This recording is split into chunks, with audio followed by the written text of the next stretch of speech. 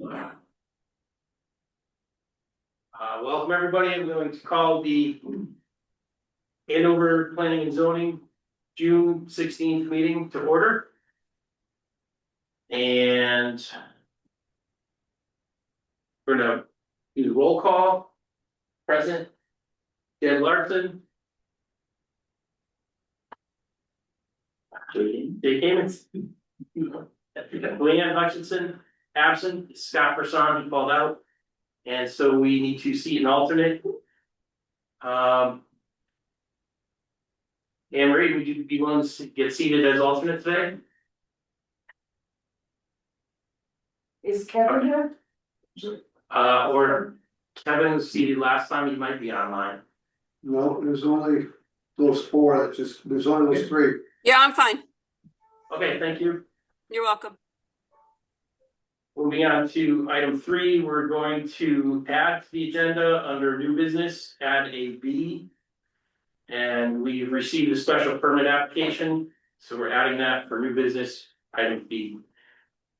All right, public speak. I was surprised that there was no item on the agenda for filling the alternate position. It's, gonna be posted this Friday and the Friday after Okay, for, I think, have to be in by July. So, Thank you. It's on the website, but I haven't paid close attention to whether or not it's been in print media, so I apparently didn't see it. not. But no, I didn't get it in time, I didn't get it in, and so it has to go this week. okay. Public speak, anything that's not on the agenda? Hearing none, moving on. All right, item 5, old business. We're starting off with Scott Electrocraft. All right, I sent, I believe, Wayne, an email. No. No, I should just show you guys this over here. all right, that rolled up. Oh, you have it, It's just a printout of what, What I had sent you. yep. All right.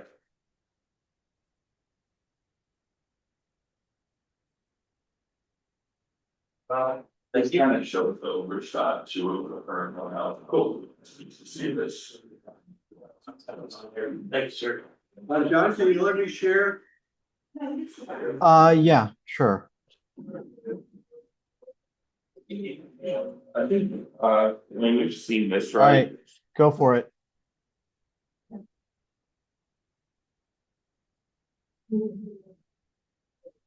Alright, so I'm assuming everyone in here has driven past us a bunch of times on Route 6. We're on the construction that we've decided to go ahead with on this expansion project. We're looking to add about 11,000 square feet to our current footprint. We proposed this addition in this floor plan layout that you see right here. And essentially just looking to kind of keep the straight line from the latest addition all the way down to the end of the parking lot, but we would like to keep the little slight bump out from the restaurant. This would bring our total footprint, we believe, to around 34,000 square feet, probably. So the restaurant that was there. The restaurant. That front, is that facade, that's gonna stay the way it is. It's gonna be torn down, but we wanna keep that footprint. We're gonna keep the same footprint. But you're not coming closer to the road. No, just keeping that same footprint. We'd like to keep that front for like a break room for our employees. Wayne, I don't believe this is shared with everyone. I can see the overhead projector on the screen, but it's not shared on Zoom. Do you want to try sharing your screen again? Okay. Here. Oh, I'm sorry. Okay, here it comes. Thank you. Okay. Yeah, so you'll see on the proposed addition, there's that slight bump out there. That is part of the restaurant of the floor plan that we would like to keep in our expansion project.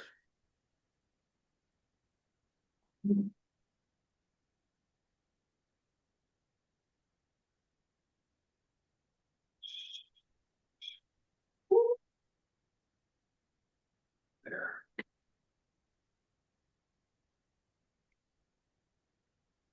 So my zoning agent, only question for you guys really was. The, to do with the parking that's gonna be in front. How far from the edge of Route 6 is that? Do you think, is this just a conceptual? Yeah, I have this screenshot of ours. It's actually further away from what's there now. So if you look at that little floor plan right there, you'll see in the front of the the old restaurant. That we actually have parking already out in front of the building. The parking will eventually go up along the perimeter of the latest addition, so the parking lot will be closer to the building than it is now. Okay, so where you're parking now in front of the restaurant. Yeah, that's no longer gonna be there, you're gonna be along the perimeter. Of the building, On of the latest addition. the right hand side, Yeah, we're right here, this gray part right here. Alright.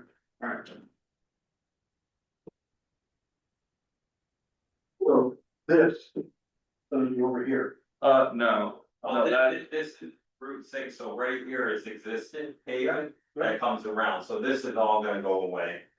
So what's paved there is kind of being pushed back, and there's a lot that's in over here right now. yeah, correct. Which is That, Yeah, that's the way, that's gonna be all building. right? yeah, so we're a little further away from Route 6 than we are now. Okay, Correct. cool.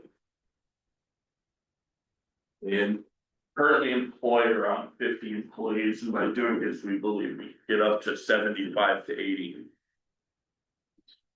You have to, add on, like, you septic, you well, I believe what they have there will work, but we'll have to look at it. I think they have 100% reserve build out. Yeah. You have to, right now they have a pump within the proposed addition, so that will just be moved out. And brought out, so. Right. Yeah. But that's something, I mean, we're Yeah. talking concept, right? Yeah, We're not talking actual. correct, yeah. This is gonna change. It's gonna This is change. gonna look different, this is just like a high level idea as to, what we wanna accomplish here in the coming months. You will That's have, you'll likely have to, I don't know if it's the state that actually, or is it Eastern Islands that does the For the septic, for the septic, yeah, yeah, I They mean, think it- we'd have an engineer design it, right, and then it would go from there. right, so the study has to be done and. Yeah. To be determined. It's going to be almost certainly local approval. It would have to kick up over 5,000 gallons a day to have to deal with the state. And septic for industrial business type buildings is pretty, Yeah, I'll no, just- it's just about flow. It's just about what's the volume put into the ground. Wayne, last time we were talking, there was a question came up about the distance to the road. right. Did we find anything in the existing file or anything of that? I believe there was an allowance in the last edition from 2010, I believe it was 66 feet or so from the road. Yeah, so there's been like three different additions to this. That's correct, yeah. One of them was done with site plan approval because it met all setbacks. And two were done with special permit. And I sent it to you guys, section 23 something. The commission has discretion to reduce the setbacks for business and industrial. So if they're not going any closer to the street than what already exists, I think they should be okay. I don't disagree with that. I'm just trying to figure out how the logic, got us there. It was a surprise to me to hear that for the business zone, it was 100 feet from the edge of the road. Right. As opposed to the center line, which is every place else. I didn't know if that's an error in regulations or whatever. So I was curious of what you found out looking back at that. Yeah, I sent that section of regulation to the commission members. that allow by special permit for the reduction in that 100-foot setback. So that's how I believe that that's how I believe that the restaurant was placed closer than 100 feet to the road. And there was another addition that ended up being closer than 100 feet to the road that was approved. This addition isn't going any closer to the road than what's already there. Near as I can tell. No, it's not. What you're looking at is essentially what it's gonna look be, right? So from my perspective, I think this This is gonna square it all off. proposal can be supported by existing regulations.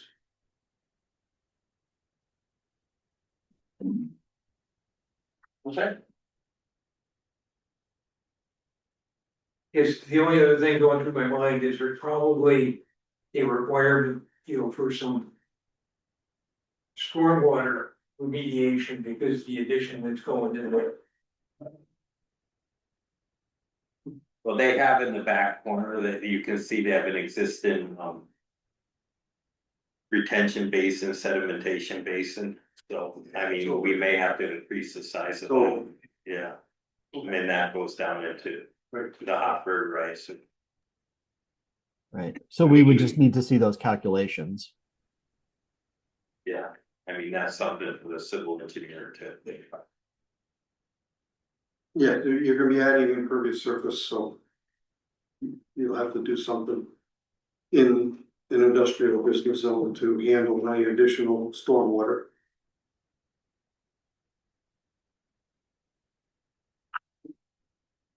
So you said this is honestly, we'll be hoping to break ground. Probably spring, right? Spring of next year, yeah, we just, last week. Now, it's been going on for a few months now, but last week we just got the financial approval from our owner to go ahead with it. And we gave Zlotnick the green light to start going ahead and finding some design team to move forward. So hopefully this time next year, there's some metal frames going up and we're in there by next fall or so.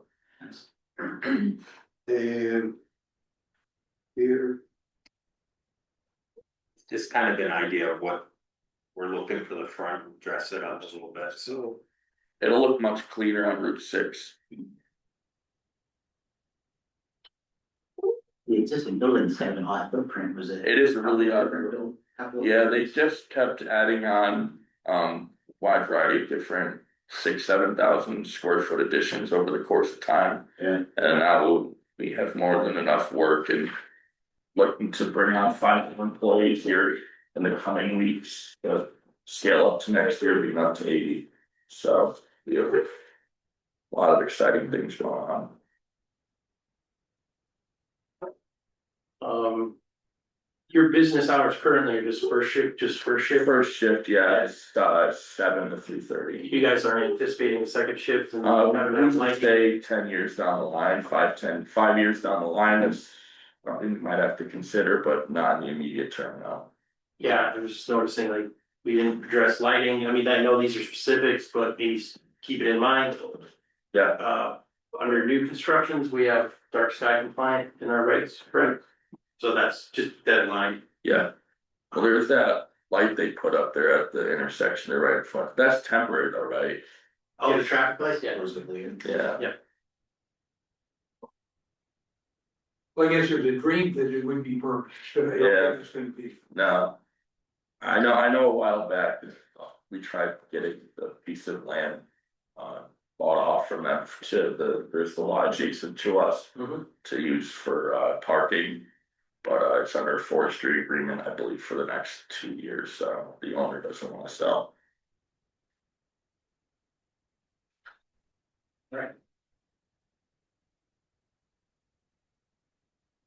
Any other discussion from the commission? Alright, okay, so next step for you guys, at least from the zoning perspective, well, you need to go to wetlands first. Before you go to zoning, to zoning. So, you have to make an application to Inland Wetlands Commission. And you can make you can fill the forms out at the same time, but, they have to approve this. Or it has to be approved by inland wetlands before zoning can act on the application. Right.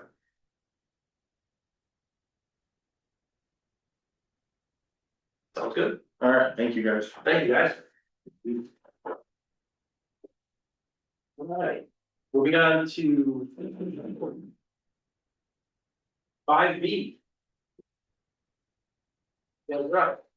Great, thank you. Evening, Chairman, Darty, members of the Planning Commission. My name is Peter Valley, and I am President and CEO of Design Professionals Incorporated. Happens to be an 18-person multidisciplinary consulting practice with offices in South Windsor. We have been retained by LKE Homes LLC of Mansfield, John Callahan Secretary, one of our 3 clients, to perform planning, civil engineering, landscape architecture, and land surveying services. Associated with development they previously presented to in April, conceptually, before we're involved. I also, with me tonight from Design Professionals, VPI, is Laura Mello to my right. She's a licensed professional engineer in Connecticut and other states.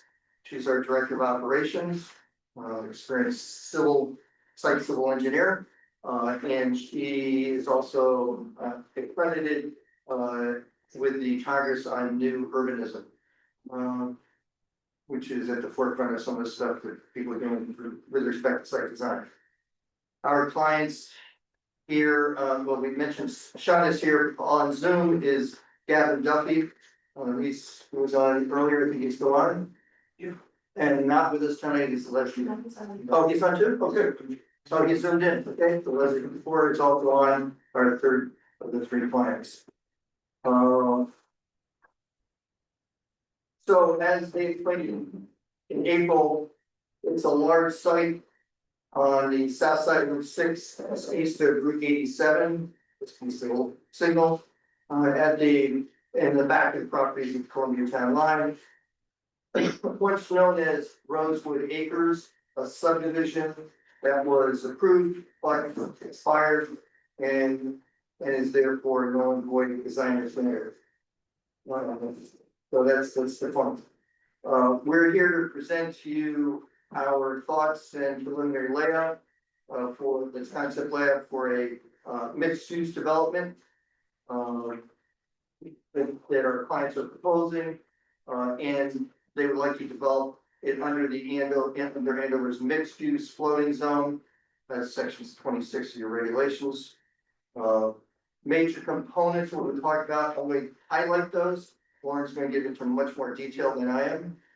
But 110 multifamily units, along with a commercial component with a 15,000 square foot building up along Route 6.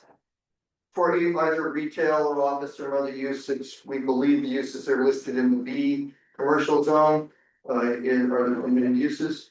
And also 40,000 square foot self-storage facility, also along Route 6, but accessible and by one of the new streets that Lauren will go over. And that may or may not require a zone change to the B zone. It's a little bit gray area when reading the regulations, and I've been doing this for 50 years. 10 in government and 40 since we started business 40 years ago. But it looks like we might need a zone change for the underlying zone B zone for the commercial areas. If not, if it's just what's allowed in the B zone, even though the underlying zone is residential for almost every part of this, there's a little exception. And then basically northwest corner on Route 6, we may require a zone change to the B zone first, along with some zoning text amendments that I'll talk to you about in a minute. Also, the self-storage use, although the definitions identify self-storage in your regulations, they have a maximum unit size for self-storage units. I don't see that it's in the B zone. and I don't see it referenced anywhere in your, floating zone either. So I would think that that would need to be added to, if you were, want to entertain the self-storage, to beef up our commercial part of this, component of this. I would think that would require a zoning text amendment, relatively simple process to allow it in the B zone, and therefore then I think it's automatically allowed in a floating zone if you were to approve that, so. So going back just a minute. Yeah. I was trying to keep up with you when you talked about the V zone. Yes. And that would be to, because the storage units that you've got there are the residential and not, So the entire property is in a residential zone. With the exception of a tiny piece, well under an acre. I don't know the exact size, we've done a survey yet, but off the northwest corner on Route 6. So where the stores are. yes, Yeah, okay. So what we're proposing is that, and this is my thought on reading it, interpreting the regulations, and you guys wrote it, and I didn't, but I'm reading it. As we're doing it for the first time, I'm suspecting that we might make it clean. When we go for a zoning text amendment, for some things that don't work for this development. Or it could be better written in terms of getting through the process with the commission. Maybe not make it quite as long, but we'll see, but at least it's crystal clear what we're doing, it's all allowed by the regulations. I think it maybe needs to have a zone change wherever we're proposing commercial into the B zone as the underlying zone. And then there's overall, you would approve the overall development under the mixed use floating zone. It's an overlay zone. So that's my interpretation so far. John, I spoke to him briefly this afternoon. He may agree with that or may, once we get into the weeds. I'm a planner, he's a planner, I've known him a long time, but maybe we can work past that out and see what they think, and he can confer with Mr. Guardian and with the commissioners. Yeah. How you may want to pursue on that point. Could I just jump in real quick? Yeah. So, for the record, John Guskowski, town consulting planner. There's a couple of things that I think need to happen. The first is whether or not this property needs rezoning, which is to say a designation change. My read is not. And I'm going to read specifically from section 26.2, which is applicability for the mixed use floating zone. This says this floating zone may be applied to any lot or assemblage of lots with owner consent located in the area designated business or industrial on the Andover zoning map, or which has fee simple frontage on Route 6. The recommended minimum size is 3 acres. However, the commission may consider smaller lots. So there are two criteria. Either you're zoned industrial or business, or you have frontage on Route 6. And whereas, as you know, you pointed out, this is not entirely zoned business or residential. There's a split. But the overall property, now that the subdivision has been dissolved, this entire property has direct fee simple frontage on Route 6. And so by virtue of that, it is my interpretation, it does not need a change of zoning district. It is eligible. I'm happy to hear arguments to the contrary. It's at the top of the next page, Wayne. It's the first paragraph. But there are some text amendments within section 26, the mixed use floating zone, that will need to be changed to enable this, specifically relative to frontage on town roads, because there will be a subdivision necessary for this. But I think broadly within the master planned concept, it's possible. I think, some text amendments will be helpful to make this cleaner. And then the second element is, right now there is a cap on the blend between commercial square footage and residential square footage that we would need to amend in order to enable something that is by far more residential in terms of its square footage. So but as Peter said, we can hash out those specifics. But I think to the first question about eligibility as is, I think it is eligible as is. I like what you're saying, and I saw the frontage thing, but I didn't want to go too liberal of a determination on that or interpretation of that. But I like that, so if you're of the opinion and the commission shares that we don't have to go for a zone change to the underlying zone to B. Because it's in the B zone, anything's in the B zone, that's great, we still need to do zoning text matters. Another thing is, it says references 3 acres. That could either be the overall tract size before you can apply, or that means individual lots you create within this zone, the floating zone. I So- think it's the assemblage of lots should be, the lot or assemblage of lots to land the zone. And As then, long as we'll discuss, some of these lots are under 3 acres that we're gonna be proposing, so that's important. Okay, that's very, very helpful. Thank you, John. So we are. So the regulations call for a mix in the end of them, I noticed, mix of studio 1 and 2 bedroom units. We have been talking to our clients about all 2 bedroom units. They have some experience in the multifamily in this immediate area. And they like the market for 2 bedroom units. They've had some other unit styles that have been slower. They don't allow 3 bedroom units, by the way, according to the regulations. So, and they had some issues with those renting them. So we have discussed the possibility of maybe adding some studio and 1 bedroom units. But the question is, your regulations right now read a mix of studio 1 and 2 bedroom units, whereas right now we're only thinking about 2 bedroom units, approximately 1,200 square feet size or so. So the question is, are you okay with doing all 2 bedroom, or do you want to adhere to have some more studios and 1 bedroom? A lot of places, a lot of communities in Connecticut never had studio units, so we don't know what the market is. There's not much in the way of apartments in this town, so we don't know exactly what it will be in Andover, but the overall area, you have a sense for that. So, there are a lot of benefits to studio units. I've got other clients who've done them, and also 1 bedroom units. But I don't know what the thinking was for the commission when you first went through that exercise of adopting these regulations. Do you truly want to see a mix? We could do that, but the question is how many unit studios and 1 bedrooms would you require?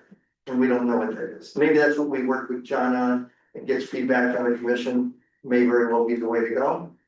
So we can continue this process. Unless anybody has a strong feeling on that, we'll just move on to some of the other items. Good question, go ahead.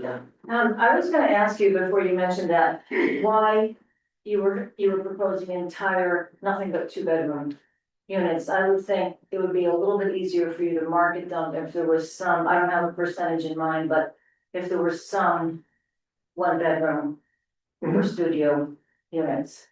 It just seems to make a little more. For the population just starting out. From my perspective, I think if we're doing this number of units, I think the market will support some studio 1 bedroom.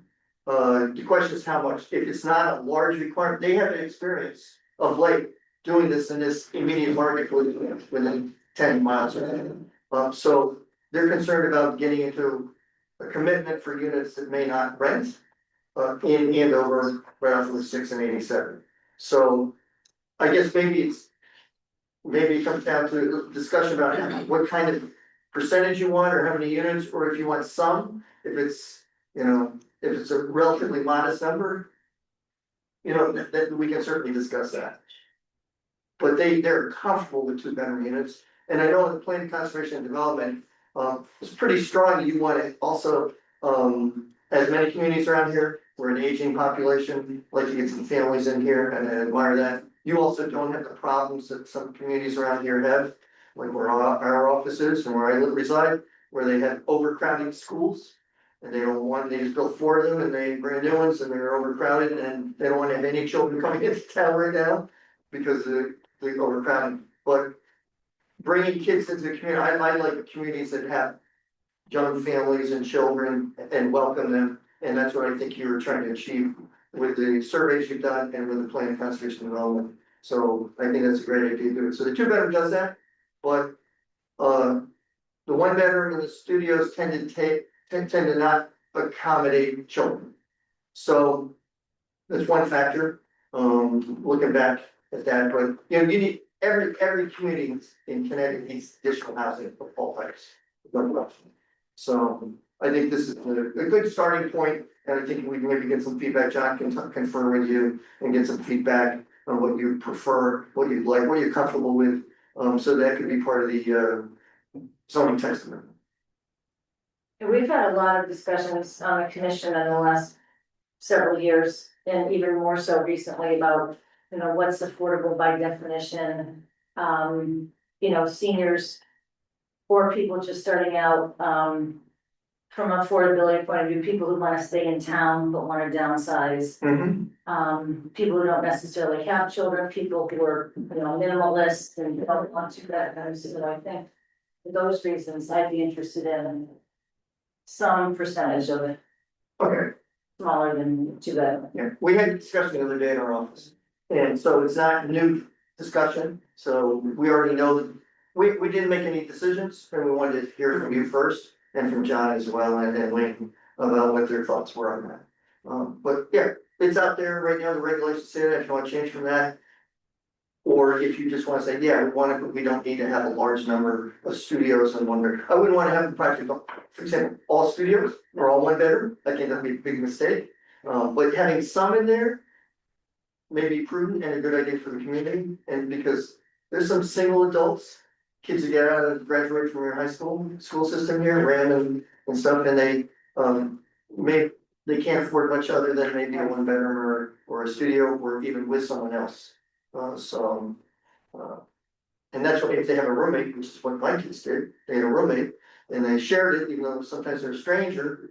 My daughter, you know, roomed with another young lady, and they had a two bedroom, they both had their own bedroom and worked out, and they shared a kitchen and area and stuff. So, that's why two bedrooms work a lot of times, they tend to always work.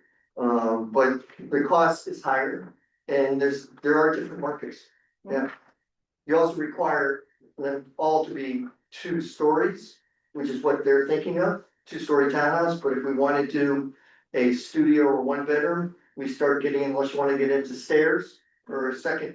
And I've done those developments in the last 10 years, plenty of them, where you walk up to the second floor for a different unit. And then they're proposing a garage with every unit, attached garage. And also it gets interesting when you get into studios in one bedroom, and some are above others, and can you fit in another garage or not? Are the lower cost studio units, do they have their own garage or not? Those are questions we need to address. But I think we'll be able to accommodate a lot of your concerns. In fact, in order to get approval, we will. So, no question. We just kinda need to know what kind of numbers you guys are looking at. I mean, preferably leave the studios out is what my preference would be. But to go down to the handful or so one bedrooms, and what Peter was talking about, we had the discussion in his office a couple of days ago, was to put those one bedrooms kind of in a section by themselves. So that if there was a husband and wife who had a child, that they're not on the outsides of a one bed. So we, you know, if you sat here and told me, hey, we need 7 one beds at a minimum for you guys to move forward with this project. We find a spot, you know, like this one over here or something, and those would all be one bedrooms. And that's all, something like that. So in that case, it wouldn't be dispersed throughout the remote. But they'd also, one bedroom would be, you're unlikely to have a second floor. I would think. So one bedroom would likely be a ranch style unit. Which is a different architectural style. There's considerations like that. And did you say there's a garage proposed for every single unit? Yes. Attached, right there with the unit. Yeah, This is the original, I mean, we just took this offline, but they don't have architecture. looking. Okay. Now, I'm not saying it's gonna be the exact same, but that's roughly what we're looking to do. And that's Probably gonna be there with your entry door, 2 bedrooms upstairs. in that document that you presented in April. It'll be a bath and a half. And so if we go into studios also, they're proposing a bath and a half, and I like that idea of a bath and a half for a 2-bedroom unit. If we go down into a studio, I've never seen one with more than 1 full bath. And you have to have a full bath, and I've never seen 1.5 baths for a studio, but they probably exist. Actually, I've been to a real high-end house once, it was right there, it was 5,000 square feet, but it's different than on the coast. And I'm sure they couldn't sell that to anybody else after that, otherwise you have a beautiful view of the water. But, yeah, and then a 1 bedroom, typically those 1 bedrooms are 1 bath. Instead of 1.5. Since you get 2 or more, it's 1.5 or 2 or 2.5 bathrooms, so. Which is fine, it'll just be a slightly different design via the architect than what we're going to be building in other areas, that's why. I would prefer not to have our architect do 5, 6 different designs, because obviously that gets very costly, so if I can just do, hey, these are all 1 bedrooms and then 1 bath, and. You got a row of 6, you got a row of 7, there you go. With a nice steep pitched roof, which is what I think you'll encourage. A ranch style, 1 floor living for a building like that could be very attractive. And they're only talking to people, architects, prospective architects who do really nice work. And they're beautiful, so. So you were on the commission when we approved this section? No, Okay, so, but go ahead. No, I mean, I know the original village, no mixed use commercial. Yeah. Residential was, the intent was more like. Single people that might be working in the shops there, you know, so this is like a different application. You know, the original intent of, I think 15 or 20 years ago was a lot different than it is now too, plus the market's changed. There's less brick and mortar, commercial property, so go ahead. no, I was just gonna say, you know, so I don't think anybody here, maybe Leanne was involved with that, but this, the first go through of mixed use thing. And now So we're here. you're giving it a hard look. Yeah. Yeah, You're we're, coming up with good questions. You know, whenever you write the procedure and you've never really used it, you do the best you can, and I thought it was pretty good, but, there's gonna be a lot of things that we're gonna have to, you know, sort out with you a little bit, if we have to change it, you know. and Lauren for 13 years and me for 50 years, 10 years in regulatory capacity. I've seen a lot of residential, and our firm has done about 1,000 residential contracts. That could be as little as an addition to the house, all the way up to a large multifamily development, mixed use and all that stuff, so. We have a lot of experience there, we'd like to share it with you as we go forward. Some other things, yeah, in terms of the mixture, John mentioned we may have to do a text amendment regarding the mix. If we have, right now, if they're all 1,200 square foot units, we'd be, and based on, we have a self-storage 40,000 square feet. And a 15,000 square foot building, could be retail, could be medical office, whatever, out front, on Route 6. And that's 55,000 square feet of commercial total. If they're all 100% 1,200 square foot 2 bedroom units, would be slightly over that ratio. You want 66% residential maximum and 33% commercial minimum. So it'd be a little bit worse than that, but if we add in some studios and 1 bedrooms, the total square footage drops. And for example, if we did all 1,100 square feet units, we'd meet that threshold without a zoning text amendment for that. So just food for thought, so if we go into some studios, which are typically like 500 square feet or whatever, somewhere in that range, or 450, 500, 600 square feet per studio, and 1 bedrooms can be, you know, a bit larger than that, but not much larger. They don't need to be 800 square feet, but still those we can reduce it, so that alone may bring us to meet that requirement without needing a zoning text amendment for that. Because I've seen zoning regulations like this where you like to have a good ratio, you wanna have about 1/3 commercial and 2/3 residential max. This is not that atypical for regulations that I've seen. I remember from the last time you guys were here, that this represents phase 1, but you have some other land here that you were thinking about for later development. So what we ended up doing was Lauren and Peter got together and they actually moved, if you look at on the bottom here. This was in our original, we've got some houses here now. Yeah. And they moved the storage units down towards the Route 6 area so they can be seen from Route 6. So there would no longer be a phase 2. Okay.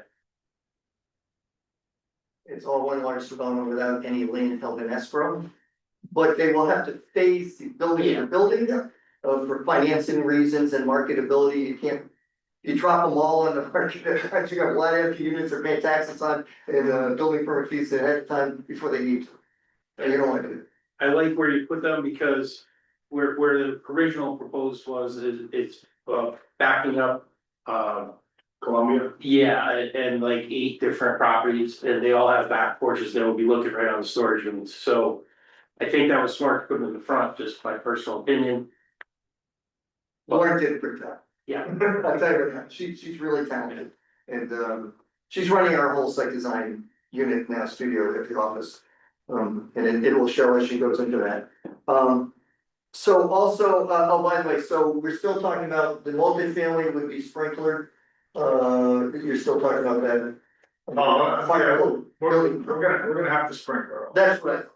Okay, and with a tank in the basement and then Well, again, I don't think these guys are gonna care either way. Yeah. More the fire marshal, but. Yeah. Depending on what we can do, it will either be one very large underground tank. And that would feed all the sprinkler stuff that we'd have to run pipe in the ground to feed everything. Or it will be tanks in the basement on separate pumps, which may just get way too costly to do. Again, that'll be up to the fire.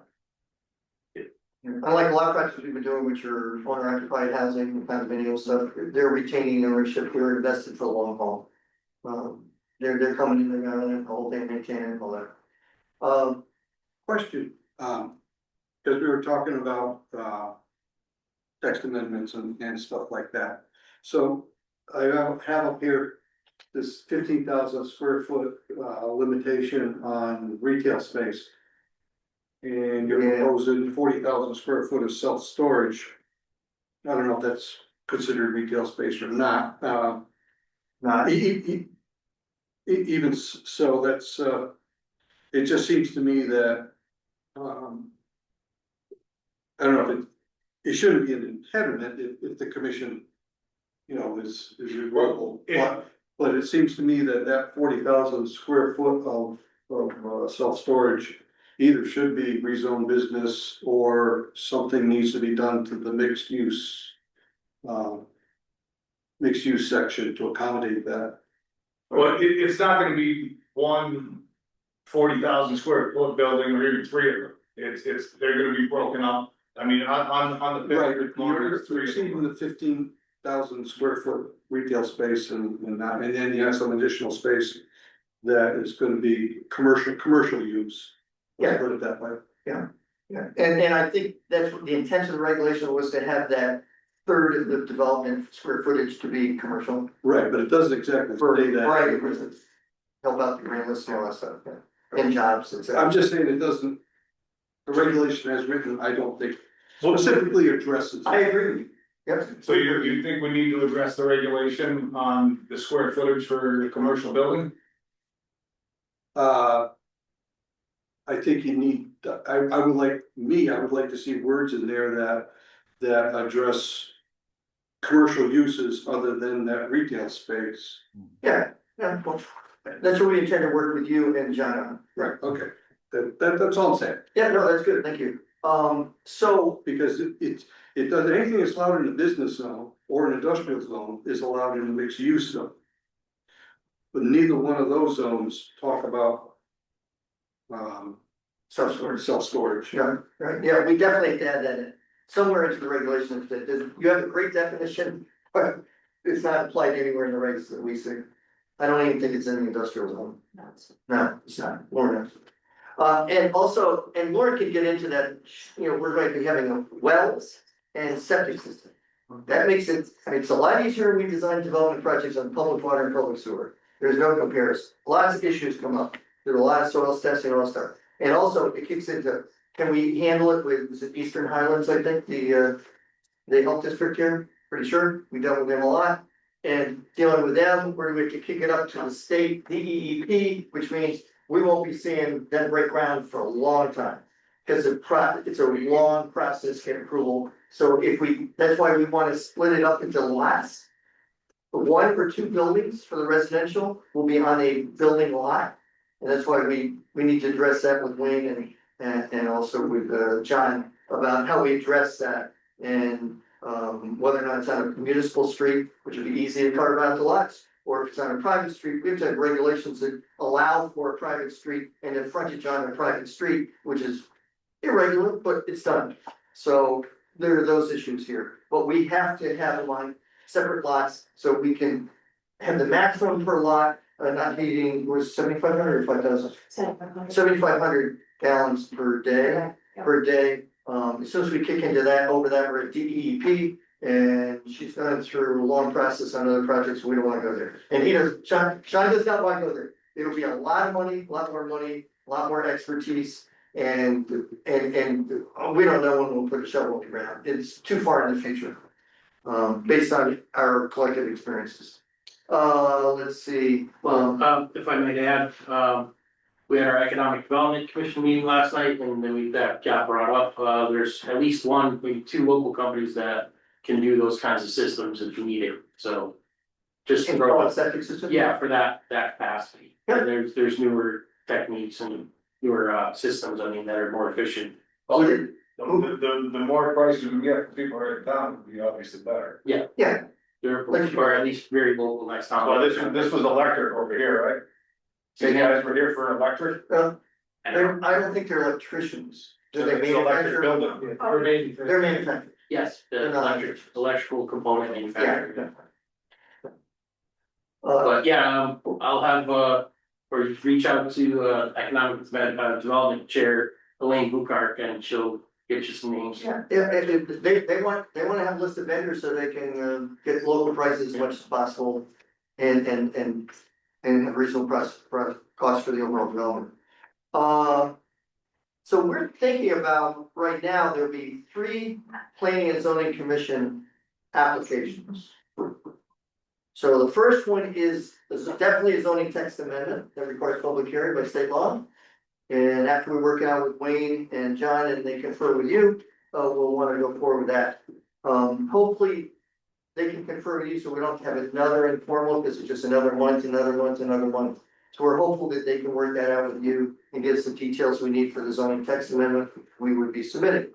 So that's one of them, and it may be a zoning application to the B zone part of it, but John is telling us he doesn't think we need to do that. So if that is indeed the case, then we won't do that, we do it concurrently.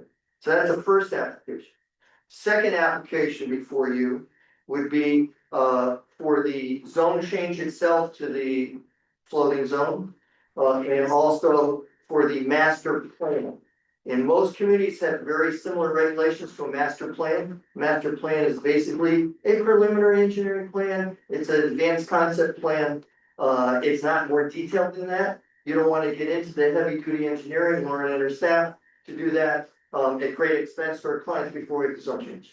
So we try to keep that down, but and also in most towns, we don't go to the wetlands commission for, even though we're, as Sheila explained to you, we have one proposed crossing of wetlands, to get in from Route 87, but we don't go to the wetlands commission for an application first, because it typically for wetlands commission requires an engineered site plan.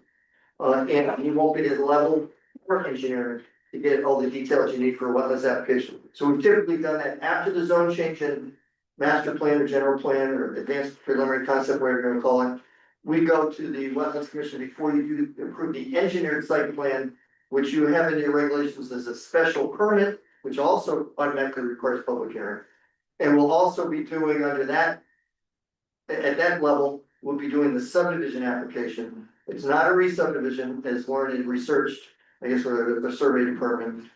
It's because the old subdivision's gone, we're not creating more lots, we're not changing the configures, whatever, we're starting from fresh, from scratch. There's been no division of this property, other than maybe one first cut, since the effective date of subdivision law and regulations in the town of Andover. So we see 3 that stand, all requiring public hearings. First one being the zoning text amendment, possible zone change to the B zone, which may be ruled out, we hope it is. Second one is the master plan concept, and the zoning map change. And and that is for the floating zone to be applied to the property with the overall layout you've approved and understanding what we're doing. Without super detail, everything in details, because there's been engineering and stuff like that. And then the third one would be the engineered site plan with special permit as your regulations read right now. If you wanted to remain a special permit, it has to go to a public hearing by state law. If you decide it can just be an engineered site plan, because you've already seen the layout multiple times before that, you've already liked it, you've approved it, with the master plan and zone change application. So the question is, do you need a special permit as well? It's just a third public hearing, a third night, it extends it all out, you meet once a month. Yeah, so we're talking about the long process for them to get through wetlands and planning and zoning, already. And then after that, we have, because we're over 100 multifamily units, we automatically will have to go to the state office of State Traffic Administration, which is Connecticut DOT, for a state traffic permit. And that will take, we think, 4 to 5 months minimum after our traffic engineers, not our office, another office has more expertise in that. Who will be, or really adept at that, and that'll take them once they submit. And it's probably after we get our engineered site plan approval, maybe before that, maybe after master plan, but I think engineered site plan, that's another 4 to 5 months. And possibly concurrent with that, will be the DEP permit, which is, I call it stormwater discharge permit, but there's stormwater pollution prevention plan. Anyways, it's got one title on that, but that's because it's over 20 acres of disturbance of the site. It's a big site, water site is Warren will get into. That's about 4.5 months process probably for us to do the stormwater application for them, DEP application, and give it to a third party review, another engineering firm to review it. And that's like a 1.5 minimum, and then we submit, and it's about 90 days because it's over 20 acres, is that correct? Yes. It's a 90-day process, normally 60, but this is big application, so there'll be, so we're talking another 4.5 months, so about the same time frame as Yellowstone, it could be even longer than that. And there are other steps involved, we have to look at it, does state historic preservation office require an archaeological study? We can't submit to DEP without knowing that. So there are other consultants involved, so it's a long process, and we wanna get going on that. This site could be this property could be the highest taxpayer in town of Andover.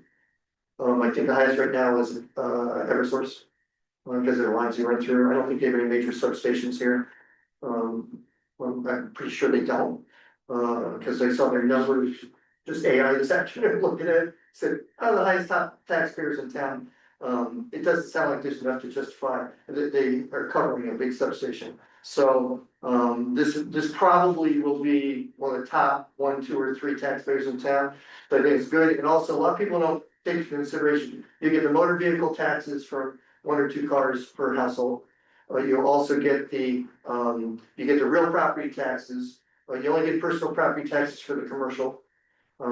It's the inside elements of building. Whatever you have in there, equipment for an office, whatever you have, retail.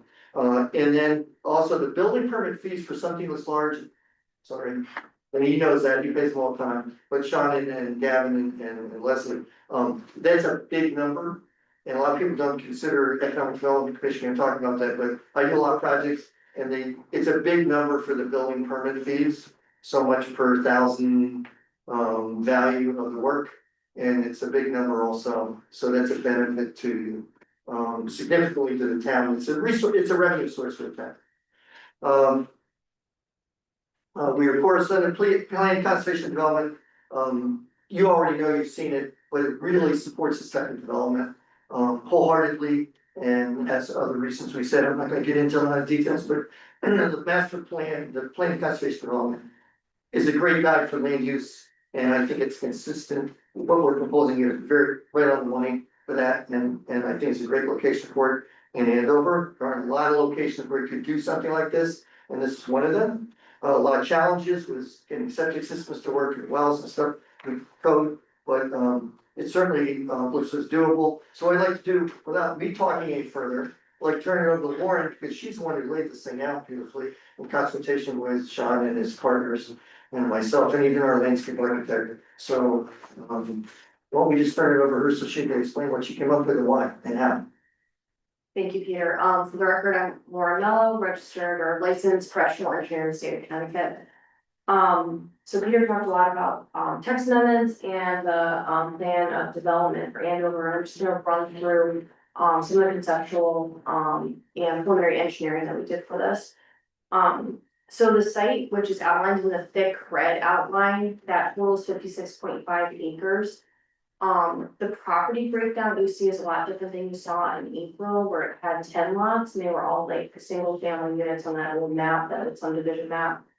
Right now, we're proposing 16 individual properties, not including what we'd call public right of way that we can discuss with you tonight. And those are separated by the thinner red lines internal to the property. Two of those, like Peter mentioned, are for business and commercial use, and the remaining 14 are for the multifamily residential. It's important to note that there's significant grade change. It's about 200 feet from the southern, area of the site down to Route 6, so we're looking at a lot of, grade change. On the plan, green areas are shown for designated open space, and recreation areas. They were really intentionally placed in areas that we think will be slightly flatter, that people can gather and have like a playground or some kind of gathering space for people.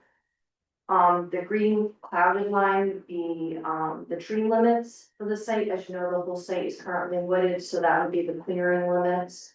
We'll try to first the existing trees as much as possible. If you want to limit grading as much as we possibly can.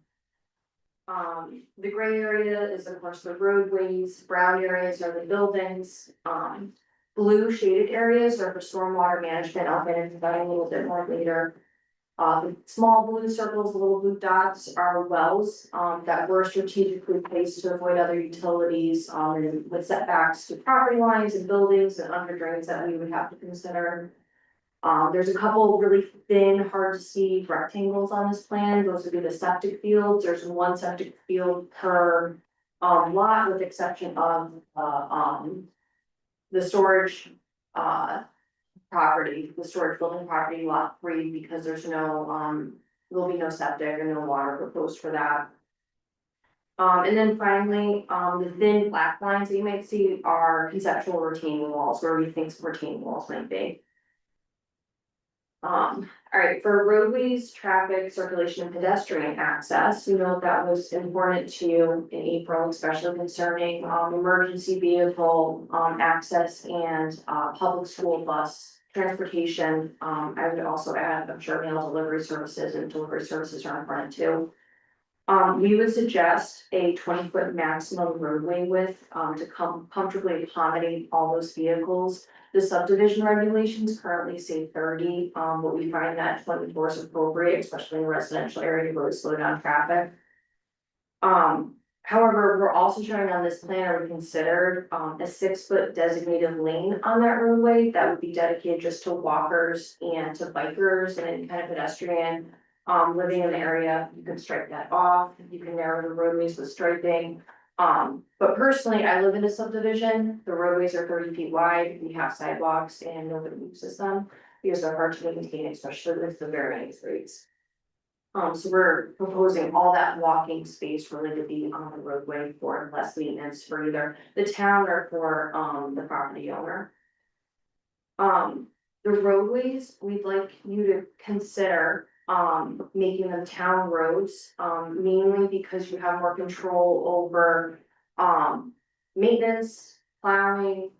At the widths that we just talked about, we can always discuss that. You have more control over the actual design of the and you really have final say in how they're taken care of.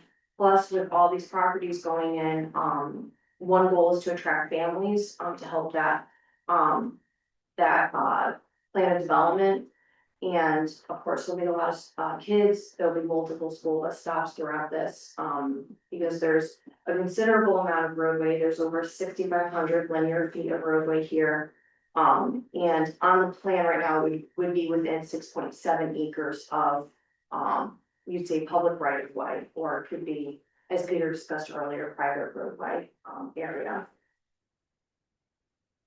Moving on to the connections, we know that that's very important, especially on Route 6. We're showing only one entrance and exit off of Route 6, and that is by lot 1. And that will encourage access to that lot, to that business development. That is about 1,200 feet from the Route 6 87 traffic light. There'll be plenty of sight lines.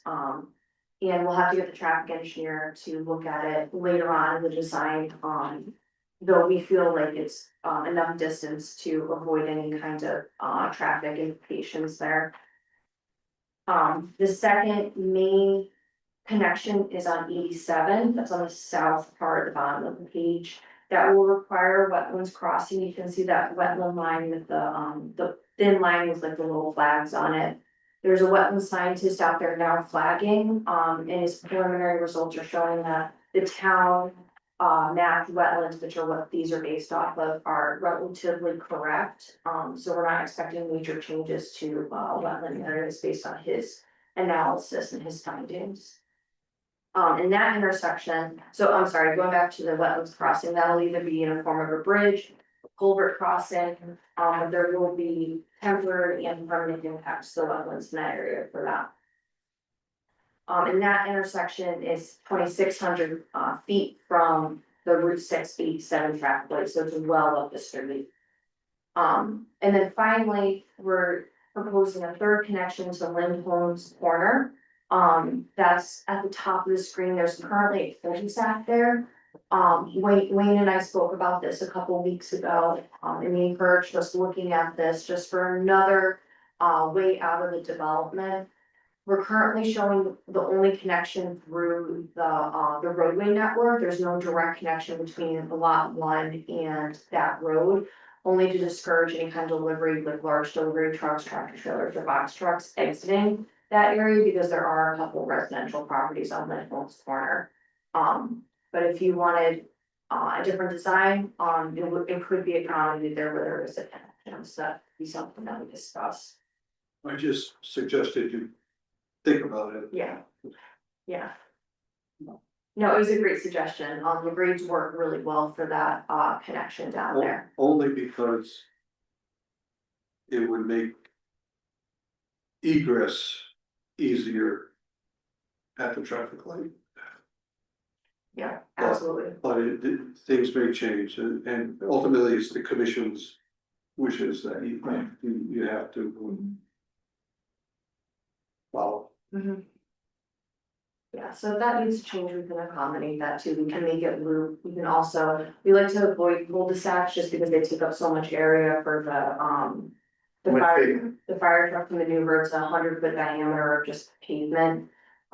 So we probably connect that roadway back up either to the north or loop it around itself, or do something different with those two buildings on lot 2, and then it's lot 16 that we're showing. But back to Lindholm's Corner, that is where Lindholm's connects to 87, that's 400 feet from the traffic light between 87 and 6. Close. Yeah, How many miles of roadway did you say were in the development? we have 6,500, so it's a little over a mile. Yeah. That's a lot of money. Well, I guess that was gonna be my next question. Do you build the road and then maintain it by the town? Is that how that works? Like contractors, if you have public water and public sewer, the whole enchilada, all the utilities in more urbanized community, they're quoting often $1,000 to $1,200 a running foot to build. In this case, without that, 700, maybe $700 a running foot to build a road without sewer and water, I'm guessing. Without sewer and water, to build the road, I mean, you're probably looking at $4 a square foot. You get. What, 200 and something thousand square feet? Yeah, we didn't know that, yeah. Yeah. You're gonna hit $1 million.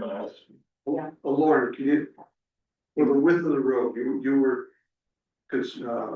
planning for a 24-foot wide road? We'd like to, for the commission and for John, you consider 24 feet wide for the vehicular travel paths, yeah. The 6-foot lane for pedestrian bikes, whatever, is something that in your mind is optional? Optional, it'd be really great, connectivity between the entire site. You know that the residents are gonna be walking. So that, This would that, roadway. would that be paved or gravel lane? It looked like the street just pavement markings on it. Yeah, Okay, so there'll be a 30-foot wide roadway with a 6-foot wide Mhm. bike pedestrian lane. And all over the place, they're taking big wide streets and then they're creating multimodal pathways for bicycles or people to walk and all this stuff all over. It slows down traffic a bit too. So you narrow down the street, the traffic speeds go down. And there's also a safe area where you have 6 feet. So people can walk abreast and not be in the street and you know, typical 4-foot sidewalk doesn't really work for a lot of things. Bicycles, strollers, you know, 3 people walking together, side by side. Whereas with 6 feet, we find that to work very well. But there's no barrier, right? It's just- There's no barrier between that and the street, but there would be markings. And I'm not a traffic engineer, but the way this is presented here, it would not present in an attractive shortcut between 6 and 80. No, correct. And the roadway. no, and you get right turn on red too. So. The roadway was deliberately laid out to work with the grades because there's such a grade change. It was really the path of least resistance. The subdivision regulations call for a 15% or less slope on the road. Here, 10% pretty steep. it's very steep, it's Yeah. very, very steep. The maximum we have here, based on available LiDAR, which is a little iffy, is about 12%. That's the worst. 12% pretty steep. It's very steep. But that's a short section. It's a short section, it's right around the curve on lot 10, between lot 10 and lot 9. And they know you We're know. the one better, you know. Yeah, Fun ride, I know. yeah, The skiers that live there. Yeah. yeah. So we did No try, driving. we did look to minimize the roadway slopes. Other than that, it'll max out around 8%, besides that in the 12% area, it's around 8%. There's several areas of 5%, everything in front of the buildings, we just assumed was very flat. So you'll have like that long stretch like right in the middle of the screen right there, like that whole stretch is very flat, you can walk that and you probably wouldn't be able to tell there's grade change. So the scale's 100, 1 to 100, so it's deceiving, but again, there will be sections of steep roadway, it's unavoidable. And that'll be all refined by Lauren once she and her staff have the survey topo all done. Topographic survey, the grades, Yeah. and then we can refine. Have you worked into the plan, snow storage? Okay. A little bit, for lot 3 with the storage units, we definitely did, so there's a little bit more pavement on the end. Our landscape architect actually, was in snow removal for a short amount of time, so she operated the truck, so she recommended having a large area that you just push snow off in that section. On lot 1, you can see like there's that big white area kind of in the south of the lot 1 corner. You can pile snow there, that blue rectangle would be underground detention, so you can put it on top of the problem.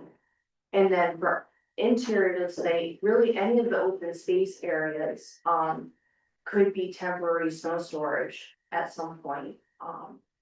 The reason why I'm asking is the concern about, the walkability, Mhm. right? I could definitely imagine that the road, the plows come by, it just piles up where that walking space is. Yes. And then the kids coming home or trying to get to each other, they're walking in the street. Yep. You know, That should be a rare occurrence. They should be plowing the full 30 feet and pushing it off to the sides. So, as soon as they get to a break in the driveways and stuff, so I think that should be a problem, but as we all know, we live in New England, sometimes we get a 30-inch snowstorm and it surprises us. And then it's a problem for every site. What do you do with accumulated snow? It's not designed for a 30-inch snowstorm or a 24-inch for that matter. In fact, the equipment can't even move through it, they gotta bring in front end loader. So that's a special circumstance. But there are lots of areas where you push snow off of the roadway and off the multimodal pathway as part of that 30 feet. Yep. With Yep, anywhere you really don't see green space, I shouldn't say any area, but a lot of the area would be, steep slopes, so like. 5 to 1, 3 to 1, and you can push snow down there and it can be out of the way, open space requirements, it's a 15% or less slope in those areas, so we show the green areas, wherever we can, or where we feel like we can flatten it out a little bit, so the white areas, there's opportunity for. And there's a lot of road frontage for that many driveways or units, lots of it. Yeah, The open space in the center, yeah, it looks like, I can't see it very well, it looks like there's some topology there, is it, are you gonna be flattening that out, so? so that's a great question, on the original mapping, it's kind of hard to see if there's like this, thin dotted line. In that green area, it's a conservation easement. And we need to do a little more research, especially with our survey department, to really understand what that is, if it's actually in place. If it needs to be maintained and untouched. If it is okay to develop in there, we'd recommend putting some type of stormwater detention and management feature in there, there's a low spot. I believe when we were talking with Sean, Leslie and Gavin at one point, they were saying that it was an old gravel pit. So it is a depression in the very long sloping area that is screaming for stormwater management. So you can have a beautiful open space area with walking trails and stuff in there. You know, she's just sitting when she can. So yeah, but right now we're leaving it as green space just to reserve that area in case we can't Is touch it it. currently wooded? It's all wooded, yeah, yeah. So it may have been proposed part of the subdivision, Right. and then maybe she said, hey, if I put an easement there and all that stuff. Yeah. And an easement doesn't exist, is my understanding, unless it's been recorded. And there's usually a deed for that purpose and stuff. Just because it's on a map doesn't mean it's an easement. I think this space for the space he was giving, wasn't he giving land, John? John still here? With a subdivision, typically that would be like a dedicated area that's converted to open space. That would have been a requirement back then Yeah. for that. back It's in still the a 90s. requirement for a subdivision. Yes. Either open space or fee in lieu of open space. Right. We have plenty of room for open space. Sorry, did Wayne just answer the question or was there a separate question for me? I think I answered the question about. Yeah, Is it- open subdivision. Yeah. Yes. We're getting more unit. Yeah. But- Yeah. Okay. Alright, great. Moving away from the roadway and just like focusing a little bit on the lots. Lot 1. Shows a 15,000 square foot building, which is the maximum currently allowed in the business zone, as we spoke about earlier. You can have multiple tenants in there, or it can be a single use like a medical office or something like that. It's, yeah, lot 1. Yeah, That's the lot one next There's a door. commercial building, commercial building, it's that big rectangle near. really big parking lot Route on away from Route 6. With the 90,000 square feet. That's the lot size. Oh, 6. lots. Lot size, that's confusing, yeah, yeah. It just happened to be, it just happened to 15,000 is in 10 letters, okay. be, yeah, it just. Sorry. Okay, I Just over 2. I didn't place that one. So what you can see on the screen, you can also envision that to be a grocery store, there's a space for a loading area. We're showing 78 parking spaces, which is greater than, Andover's regulations, which allow for, I believe it's. 2 to 5 spaces for small commercial centers, and right now. We're at 78, which is 3 over the 5 limit. Hitting the maximum limit of 75, so we're three spaces extra. And then you'll notice all the parking's behind, the building, as per the regulations.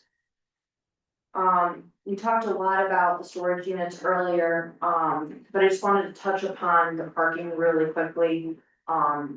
There's 4 parking spaces proposed, and like we said earlier, like the text amendments to really better define what, self-storage looks like and what's allowed, is kind of needed. 4 is kind of typical, 3 to 4 for other towns in the area, so we show that. We also showed dumpster locations on both sites and accounted for, garbage truck removal and garbage truck maneuvering and refuse removal, for that. And then lot one's about 2.1 acres and lot three is 4.9 acres, in total. And then for the residential buildings, that's on the remaining of 14 lots. The total is 41.1 acres. The lots are anywhere between 1 to 5.5 acres each. And that's really dependent on the spatial requirements for utilities and what's available in the area. Land wise for those buildings and lots. Each building contains 6 to 8 units, and basements are being considered. And then finally, we spoke about each of them having a garage, but each will also have a 25-foot long driveway, to have that extra parking space in front of the garage. Architecture is still being discussed. Sean, Gavin, and Leslie have been talking to a few architects and are getting one on board soon. So everything may change, but we've also discussed together walkout basements and, using the buildings as retaining walls or retaining back some of the grade in some areas to really working with the grade. And then finally, there are 10 really small, parking lots like scattered throughout the development. You'll notice they're in like near open space areas or between units. And that's for consideration of like visitors. Yeah, visitor lots. And there's 55 spaces total for that. Okay, so then just talking a little bit more about grading the topography. Our goal, is to minimize earthwork, like you mentioned before, but also retaining walls, like we wanna grade this site out, we don't want massive retaining walls and just a wall, in your backyard, that's never good for. And they're expensive. They're expensive. And then we talked a lot about open space, but we're also committed to keeping, a lot of open space areas with that less than 15% slope. And then my only other note on that we talked about was the conservation easement that we'll address when we get more into survey. And then just to finish things up on like the civil conceptual level, I just want to talk about like stormwater, utilities, and some environmental things.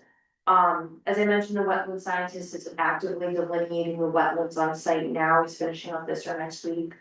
Afterwards, we'll do an E2 boundary survey along with T2 or topography. It depends on where we are on the site. T2 is a little more detailed, T3 is a little less detailed, so T2 will use in those areas that are more sensitive, like near the wetlands, near Route 6, near Route 87.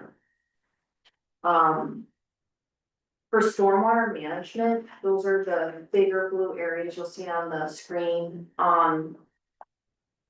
We are suggesting that there are at least 2 town maintained or property owner maintained large detention basins. One's right there in that mean square, that could also double as open space.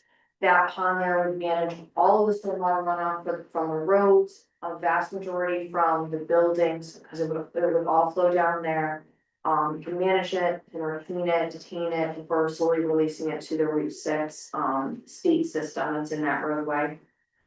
The second one, we have a smaller one, a little bit down as well, and then of course we can do one in the open space conservation easement if we can as well too.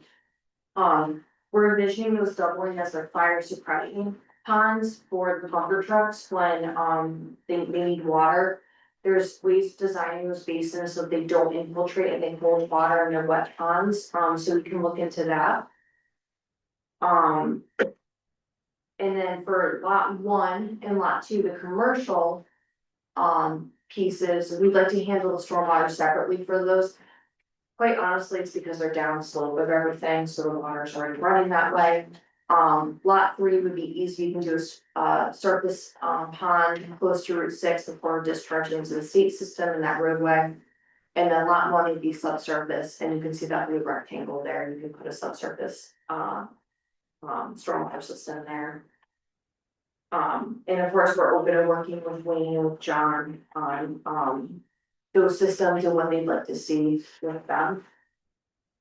Peter talked a little bit about septic, and I just want to kind of reiterate that the layout of these lots is very deliberate, mainly because of the septic systems, we want to stay under the 7,500 gallons per day that is maximum allowed right now, it was just updated by the state for those systems. Otherwise, you go into deep in that permitting process for a large centralized system can last years, there's public hearings, the last project I was on, it took so long to get deep approval that they had to go back to planning and zoning and wetlands to get reapproved for the project, so.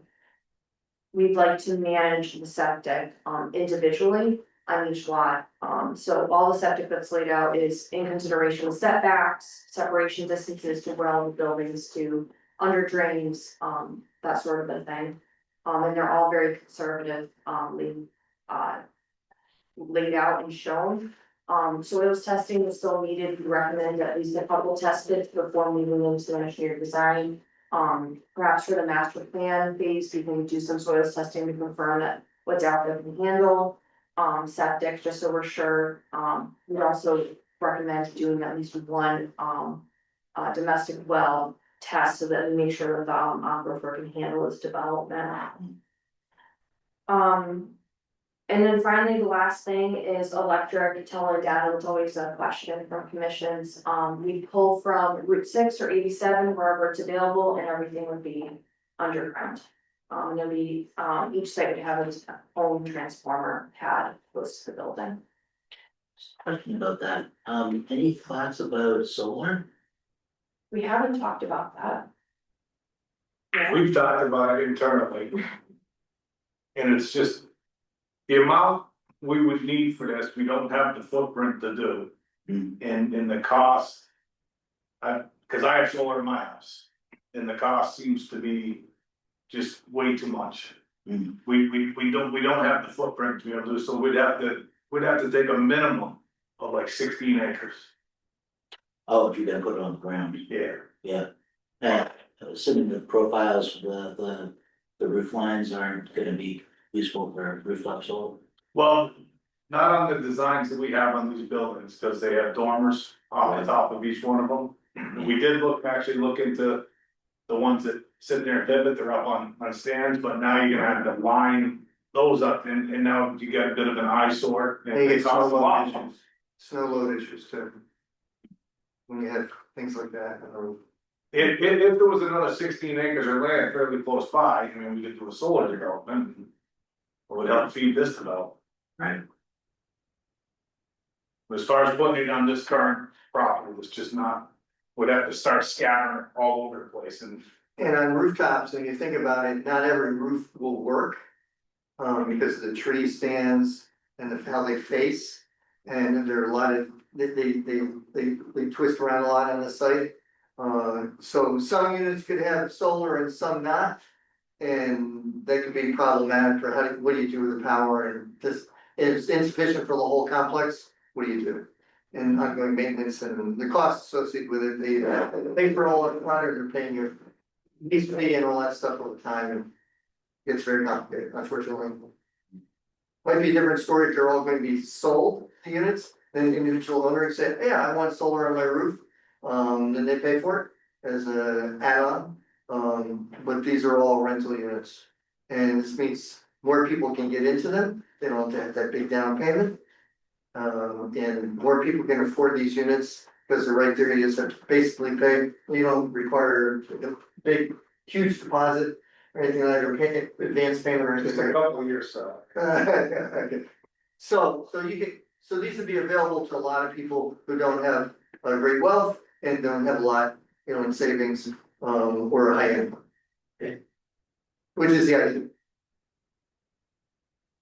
And unless they have to put into some of these other costs, such as concrete sidewalks off the side of the road, so they have to more than put into units and keep the cost of the rental costs down.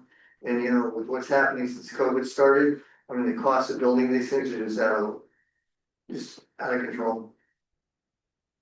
Do we require sidewalks and subdivisions? We haven't had a subdivision in quite a while. Yes, So there is, I know you said nobody uses them, but are they included in here? We didn't include them in here, we included, 6 foot walkable area in the 6-foot path within that pavement area in the roadway. So that's instead of the sidewalk? Yeah. That's included in the 30 feet that you're talking about, yeah. Yeah, so it's 24 foot two-way, you've done a lot of that, many developments. And then it continues, just as part of the pavement, we mark it, differentiate, we probably have some signage. And then that's a multimodal path, bicyclists, walkers, skateboarders, I suppose. It's one of the things that we discussed about in the April meeting. That said, more than obviously, you guys didn't give any answers on it, but it was something that felt it was more than acceptable to versus sidewalk. Okay, so that's kind of in lieu of sidewalks. Yes. And then Oh, it is. what would the pavement consist of? It wouldn't be the vehicular traffic, but for the people walking Same on the pavement, side, same pavement as. same thing. Leanne, the way I understand it, essentially it's a 30 foot wide road with a 6 foot wide pedestrian bicycle lane Correct. built into it, Okay. All right, thank you. leaving 24 feet for vehicles. Two-way traffic, yeah, and that's adequate, we do that all the time. Multifamily developments all over the place, 24 feet.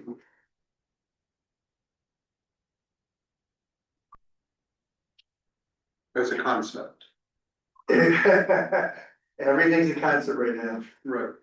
even the master plan will be an advanced concept without the full engineering.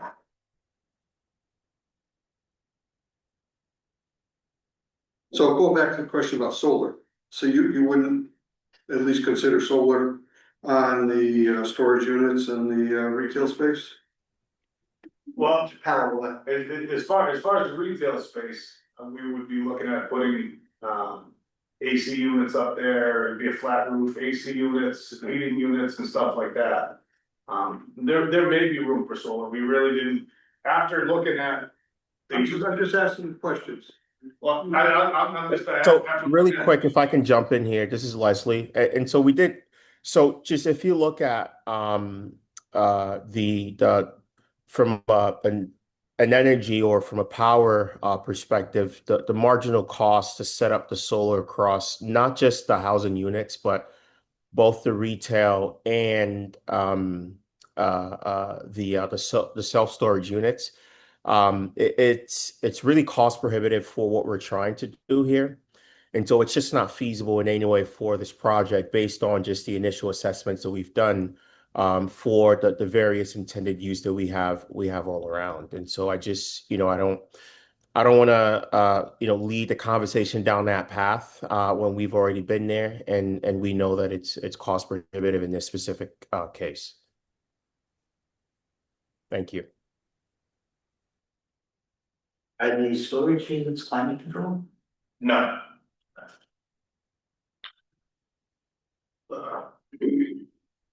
And also, your regulation imply a slope roof on everything. And the idea, as of right now, we're talking about the main commercial building, the 15,000 square foot building, and then the self-storage units. We're talking about a relatively gently sloping, not a steep roof or anything like that. Or a commercial building.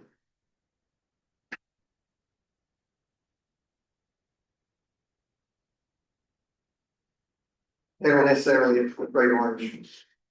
We don't know that yet.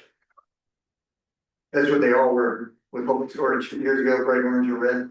You need sunglasses to look at it when there's something out there. Any other questions?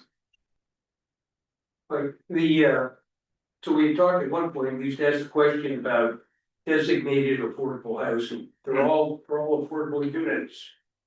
But would your company be willing to go through the administration required to designate some affordable so that the town would get credit for a couple of those? We're not doing very well right this minute. We talked about this in the April meeting and you guys were looking at how many units you guys were thinking. And that was something you guys were gonna kind of come back with and say, well, can you give us 8, can you give us 10? So it was something you guys were gonna kind of discuss internally. And kind of throw back at us and say, this is what we're looking, kind of like what we talked about today on the one bedrooms. You guys are gonna talk about that, kind of throw that back at us. And say, this is what we're looking for. So the state is hung up on a 10% number, right? No, not necessarily. 10% of our housing affordable is the goal, so, You have 3.85% right now, yeah, 51 units, last I checked, this afternoon. yeah, and, if anything, it's gone down, another year, it's not going up, so. They did that a year or two ago. Yeah, but if we were to get, 30, that'd be fantastic. And, 30%. and I don't think you're gonna, the cost that you're gonna have is consistent with what it would be to be designated affordable anyhow. It's just there's more admin that goes on. They'd be affordable for 40 years. Yep. At 80% of the average median income. Yep. Which means and it used to be, not that long ago, and I've talked to the perhaps the number one affordable housing attorney in the state of Connecticut, is very highly regarded, great guy. He told me years ago, when I first talked to him, he said 80% average median income for and it's a Hartford, West Hartford, East Hartford rental market area. It used to be, you could break even on those units, the developer. You just, here's your costs and it's a wash, okay? And then you make money on the other units. Now, everybody loses a lot of money on 60% if you go in HS30G. Yep. It's 15% at 60% at average median income, you lose your shirt, and then the 80%, you also lose your shirt, which is worse with the 60%. So if you don't get low income tax credits and other special cut rate financing, CHFA and that type of stuff, and all kinds of other gimmicks they have, if you don't do that, and these guys are not used to that, you may not do a project. Okay. It's that extent, so it's tough.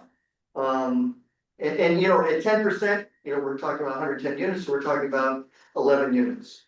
They'd be losing money on all 11 units of substantial funds. So if we provide a lot of units and they're not too big and they're accessible to a lot more people, they don't have it now, we're making a lot of progress.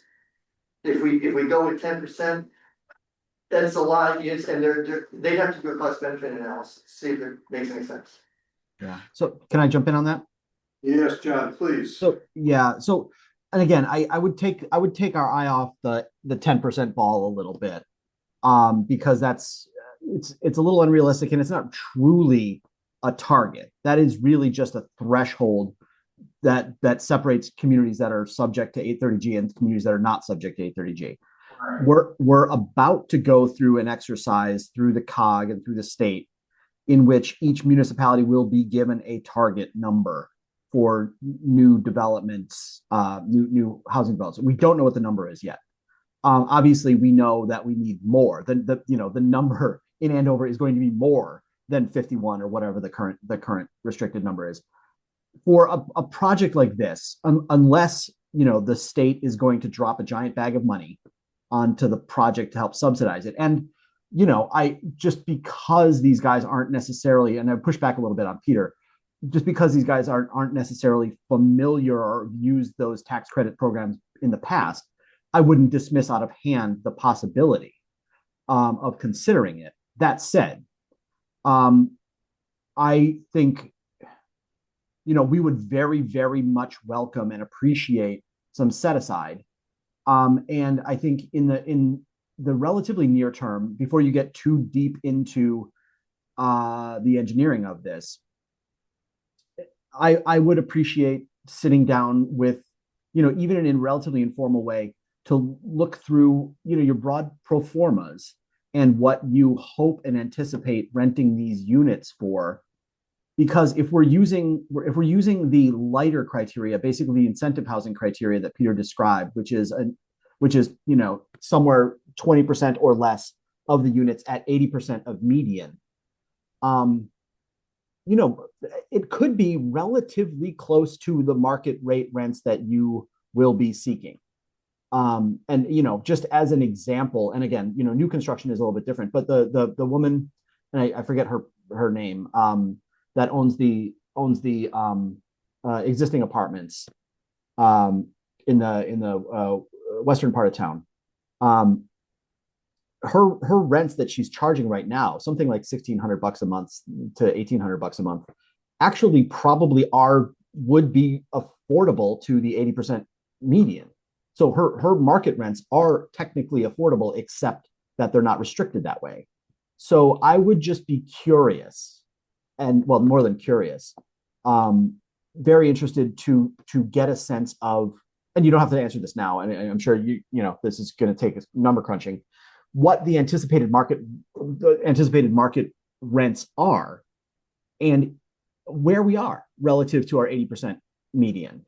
Because I think it, you know, the only real heavy lift there might be that they will be restricted going forward. But again, if your target rents are basically affordable, you know, as the state might define it, then the lift is just, will we, you know, take on doing the necessary paperwork? So I would encourage you, you know, I'm not necessarily, and because, you know, these things are extraordinarily expensive, and, you know, if a town gets too heavy handed with its affordable requirement, it can very, very easily kill a project. But so I would just encourage everyone involved, and particularly the developers, to keep an open mind about what their, you know, the pro forma looks like, and leave open the possibility that some of these units could be pretty close to affordable, and then maybe it's, you know, you increase your market rents $50 a month, and your affordable, you drop them $50 a month, and you're all set. So I would encourage sharpening of the pencils a little bit, just for the sake of understanding if this could work before the town sort of drops the hammer and says, no, you got to do it. I like that idea, John. Just, I looked up, I've looked at them before, but you know, the average median income for the area, and they have it by how many bedrooms there are in it. And they also say that you have to deduct for utilities. Right. So it's an all-in, right? It's an all-in number. Yeah. So you have utilities, and I couldn't understand whether or not you have to deduct for the heating system for the unit. They weren't unclear what I was looking at today. But you take the market rate, and you may have to deduct for utilities and for some other factors such as heat. I'm not sure about that. So it can bring it right down where they're taking a loss on every one, and it could be substantial. I just don't know that. And you also have to pay, you know, attorney and other people to come up with a commitment for 40 years, and the regulations and all that stuff. And who's going to be monitoring it and all that stuff. You have to get through somebody for that. So there are other factors, but I like your idea, John. I think it's worth looking at it. They don't know what the rent's going to be, because right now we're a ways off from construction. Right. And so we don't know what the cost of a 2x4 is, and let alone fuel costs, diesel or whatever for the equipment. You know, the cost of the road. We don't know that stuff right now, because it's far off to know where the rents would be and what's the marketplace at that point. So it's really early to forecast them. So there are a lot of factors here, but it's worth taking a look at. You're right. But you must have some kind of math in your head to be able to move forward with the project, right? It's always math in my head. Hang in the butt. Yeah. Math of the head. So far, they're still going forward. They've seen a lot of costs. They're starting to get those costs in, but they don't have all of them yet. So they're still going forward, but you know, there could be a point where, hey, it's not profitable. All the units have electric heat, Mini splits. So it'll be heat and AC. okay. Typical Mitsubishi, that, or there are other brands. There's a ton of them. Mitsubishi goes into a lot of them. There are other, yeah. Yeah, for all units. So there'll be There'll be a. greens. They'll be considered greens. Yeah, condenser will be outside, and the plan will be to put the condenser right up behind the apartment itself. And that's considered green. It's not an oil furnace. It's not a- It wouldn't sit on the ground, it would be mounted right onto the house. Yeah. Some brackets. Sure. And they're used all the time now, and they tend to be very, very efficient. Now you can even have the cold weather, they still operate. Whereas they used to not. Went below freezing was no problem. And then you get your heat and your AC all in one. Yeah. So the installation costs aren't bad. So you end up with a better unit at a lower cost.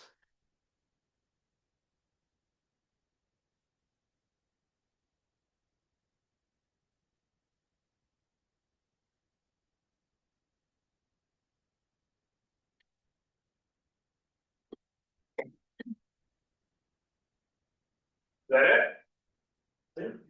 What do you, Any other questions? well, I mean, my question, what do you guys think? Is something that we can make these changes working with John and Wayne, and this is something we all can get behind? I mean, I know you guys can't give approval, right now, I'm just trying to. It's informal. I mean, because if this is something you guys can get behind, then we can really start spending some money on the engineering and all the things that need to get done during these 3 months, 4 months. I don't know why Peter's got 26 years going on this project, but. You know, we're really just trying to get a good feel for what you guys think, what you guys are gonna allow, you know? And if this is something that you think you guys can all get behind with the text amendments and stuff, we would like to start pushing forward.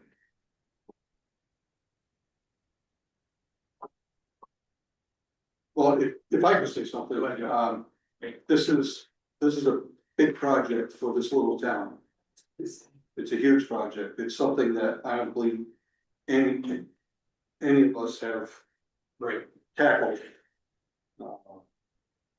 And there are some things from the commissioner's perspective, from the town's perspective, this is gonna need to go by our, the commission's, attorney. It's gonna need to go by the town engineer. It's gonna need to go by DPW. That isn't to say that should be an impediment, that should just be the normal process, that it has to be looked at by people with, more expertise than any of us have. And, frankly, that's gonna be an additional expense. But I know you wanna get moving, I get it, money, time is money. And, you know, as far as, getting behind it is concerned, my job is to do what the commission tells me to do. So, I can kind of say something to these guys. And with saying that, I mean, like the town engineer and the town lawyer, they're not gonna be somebody who would be able to say no, they're just gonna say, well. Well, they're If you just guys say advise- yes, they're gonna advise X, Y, Z. they'll advise the commission. I mean, at some point, you're gonna have a cross section of what the road's gonna look like. Well, I'm gonna need an engineer to look at that and say, yeah, that'll work and all, right, and all that good stuff. Our engineer, because this is a big project. This isn't a driveway. I mean, Yeah, I mean, we fully expect a third party review right, done on the detailed site plan. and but Also, that's gonna come later. yeah, When you do your master plan and then ultimately the application for either a site plan or special permit, and you have the actual engineering to look at. We're not even close to that yet. We are the town engineers for town of Woodstock, so we do that type of thing. Yeah. I get it. We have our own. Oh, no, I know, we're not saying be exempt.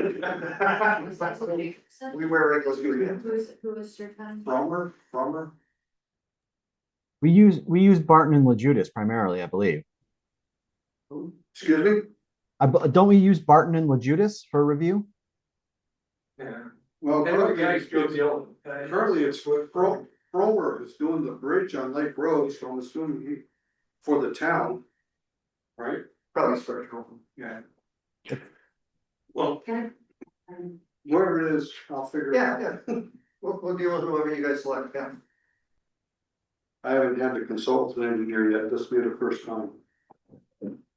so, I'm just gonna throw it out there because we're a small town and this is, like everybody's already agreed, this is like the biggest development we've ever seen. And so furthermore, we still have the small town, mindset on like, okay, well, like, I get that.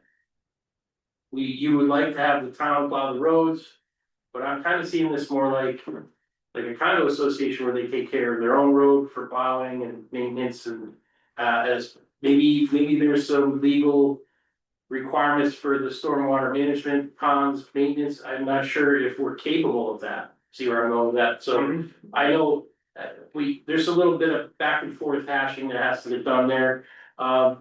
besides the zone change and text amendments and the change of the master floating plan. But I think that, you know, we are in line with our plan of conservation and development, if you would agree, do you agree with that statement, John? Yeah, I think absolutely. So personally, I personally would like to see this go forward, and if we can just work out all these details. And, you know, then we are gonna have to have some public hearings, and then I don't, like you were stating about, we might need 3. As of right now, absolutely 3, unless we combine them, and that's a greater risk for our client. If we Right. go, it's said, by doing 3, we have time frame, but if we do the zoning text amendment, maybe not the zone change to be, and we do it concurrent with the, master plan, and the zone change application, which if we agree, if you agree with John and Wayne and us about reducing the requirements for the zone change and master plan elements, they require all kinds of sophisticated reports.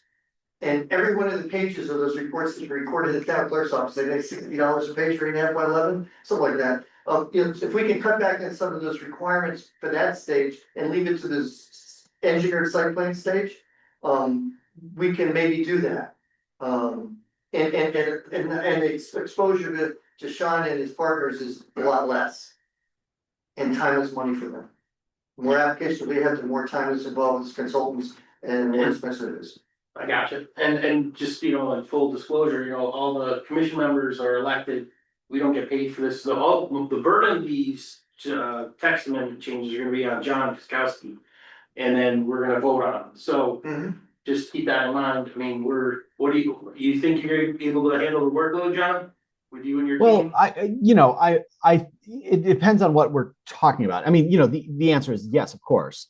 I wouldn't suggest that I would be writing the revised language. I would not be preparing the application for a text amendment. This would come out of conversations with the applicants, and Wayne and I will, you know, look at what they want to do and advise them of the areas that would need change in order to enable this. That's our role here, is to review their proposals relative to current regulations, or their proposed regulations relative to what the town is envisioning, you know, per the master plan and per what they want to do. So yeah, of course, we're you know, as far as I'm concerned, and hopefully as far as Wayne is concerned, we are happy to engage with these guys, but we're not preparing their application for them. We'll write them, and we'll present them to John and Wayne, and then we'll discuss it with them, see if they are comfortable with it, or if they're suggesting any further changes, and we'll rewrite them, working with other clients. We do that all the time. So can you just quick go over what you were talking about as far as combining things? I think I missed it. Okay, so you're not allowed to apply for things unless you're conforming to zoning. So, because before it's an engineered site plan, you probably can apply for the master plan if it's predicated on a zoning text amendment first. So if we apply for that, maybe it's done concurrently, maybe they're 2 separate applications. Maybe they're handled back-to-back hearings. So you have the first hearing, I'm thinking John out loud here. You have the first hearing you have for the zoning text amendments. We don't need a zone change for the B zone. Then we do the zoning text amendments. We have that with the hearing on that. And then you have the hearing on the other, which is the master plan and the master plan and the zone change itself to the overlay zone. Okay, the floating zone. But before you act on the zone change in the master plan, you have to first act it on the text amendments. And that's where Attorney Mark Prance is your attorney, you said. So then he'd have to come and say, yeah, he's comfortable with that. If he isn't, then we have to go back to 3 steps with the planning zone. And we also have to be comfortable with not going to the wetlands commission in each step, that we actually wait till we have an engineered site plan, which would be the 3rd step, or maybe the 2nd step if everything's combined. So sounds like what you're really talking about is having the public hearing for the text amendment and the public hearing for the master plan on the same meeting. That's the only way I can see to cut it back. Cost for these guys and. But not necessarily combining them you're not skipping any step. No, Right, yeah. no, Alright. but Attorney Brands has become, I'm sure he'll say, hey, you can do it that way, we apply under that regulation, but you've adopted the regulation before you act on it. And he may say, oh, the appeal period is go by before you can act on the second one, I don't know. Yeah, But at least still let us know. the presentations can be done in one night. Yep. And having the consultants there, whether you have an architect there, a traffic engineer, all that stuff, if it can be done in one night, you know, they can buy an hourly basis for that type of work, and it saves Sean and his partners money. I get it. And it saves a lot of time, and time is money. One more question, I think these are just month-to-month rentals, is there like a lease agreement? We would be looking for 12-month leases. And then obviously, once the 12 months up, we'd like another 12 months, but you know, we can't force everybody to sign another lease. Right, okay. So it's year block. Sounds good. Not 10-year leases. Occasionally, we have a tenant people want to keep. You have to pay their bills or a nuisance to neighbors, whatever you just gotta get them around there. Yeah. And this is gonna remain under your control. Yeah, we have no plan on selling. Cause I know there's a few LLCs involved, but it's only, it may be transferred between LLCs that you and your partners are. We have not created the LLC for this yet, so we are under our one of our different LLCs right now. So you're We're gonna create a whole new LLC just for Typical. just for this. It's typical. Okay, All development. gotcha. Okay. All right. Yeah. Thank you. Well, this has been very helpful, thank you, Yes. so frank with us, and, you know, forthcoming, and thank you, John and Wayne, for your participation as well, it's been great. Thank you. Yes, thank you very much, guys. Can I make a comment then? Oh, yes, Marcy, go ahead. Marcy Minor from the Economic Development. Oh, hi, Mercy. Personally, I see this as very positive. There's been a lot of people that have been trying to encourage businesses in town. And, obviously, like you said, you being a huge taxpayer, the one thing that I actually got a text from a whole bunch of people when they first heard about this just yesterday. And they were all freaking out because they're worried about more kids in the school. So I think that, you know, to encourage you to lean more towards more efficiency apartments, more studios and one bedrooms. I know it's a popular thing. I think the Whispering Hills, they have garden apartments and they're looking to add because they fill them up. They never have any vacancies. I mean, we can definitely take a look at that and do the market study, but, what we've been finding a lot of is people are sharing apartments. You know, friends will get brothers or sisters will get 2 bedrooms together so they can split all the costs of everything, just because the cost of everything is so high nowadays. Yeah, a lot of people that like to live alone. Yeah, these are, there are, yeah. Not gonna be inexpensive apartments. So if we look, I looked at the plan conservation development, it was just, it's not very old, it's just what, 2024, right? And they did a survey of the town and public hearings, and the commission, elected commission, adopted it. And they said that the problem is we're losing kids in the schools, elementary and in Brown, the middle school and the high school. We need children coming in, we wanna be a place for families. Population is aging, we wanna be welcoming to families. And for people who grow up in town, be able to stay in town, that was important. So there's an element in That's not what town. you're listening to. Yeah, Okay. everyone's got their own business. There's that element in every town that. Right, that- right. Yeah, they think more kids gonna make their taxes go higher no matter what, so. But, Yeah, I get some towns where I just, every time we get hammered about anything to do with children. You know, most communities supposed to be, you know, for families and stuff, but you know, we get, I tell you, I need a flat jacket in my parents. believe it. And she's got a couple of Dust kids. it off. I put my kids through the schools and they're done well, and they run off to college and stuff like that, but, and I'm still, it's been over 20 years since I've been paying for other kids. People's kids. That's the way it works. The other thing that, Yeah. I have noticed you guys talked about was roundabouts. You have room for roundabouts. Have you thought about doing those instead of stop signs? We didn't think about that. Personally, I was avoiding them because they take up so much space. Like if you get like if you like, the smallest you can possibly go is the disaster that's in Glastonbury. I'm sure you've heard Yeah. about it. Yes. Park the trailer. On Hebron Avenue. And those Some are of those are too small, small. it's about 75 Tractor feet. trailers go right up. To get a tractor trailer through a roundabout, like not 30 tractor trailers with development, but We hope. it would be a 200-foot wide radius. Hmm. And then for fire trucks, you would need a minimum of 100 feet to maneuver that, Yeah. so. We can look at it, it's just something that we just The- didn't think of the great effect out there. But we definitely thought it was They're done typically when it's a high volume and you have like 3, 4, 5 intersection coming in, that got great. Ellington Five Corners, for example, is a great example. I love what they did there. I used to go through it there all the time. You live in Vernon, right? So I used to go through it all the time. By putting in that roundabout, fantastic. Traffic flows through, fewer accidents, everything goes, less energy use for everybody, and it's a great idea. But in the middle of this relatively small development for Andover's, it's huge, but it's a relatively small development, the traffic volumes are gonna be very small. I don't see the need for that in this development.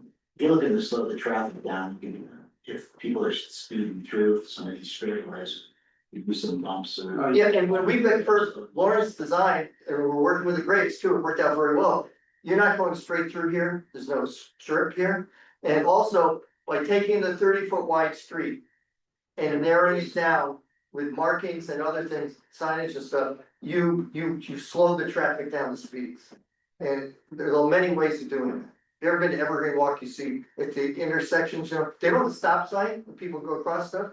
But they narrow it down, they bring things into it, landscaping, sidewalks, stuff like, and people go slower through there.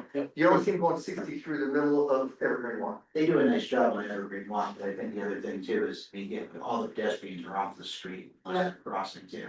So They're all the time. Yeah, they should be, they should be, they should be off the street. but they're out there on their phone in the middle of the street.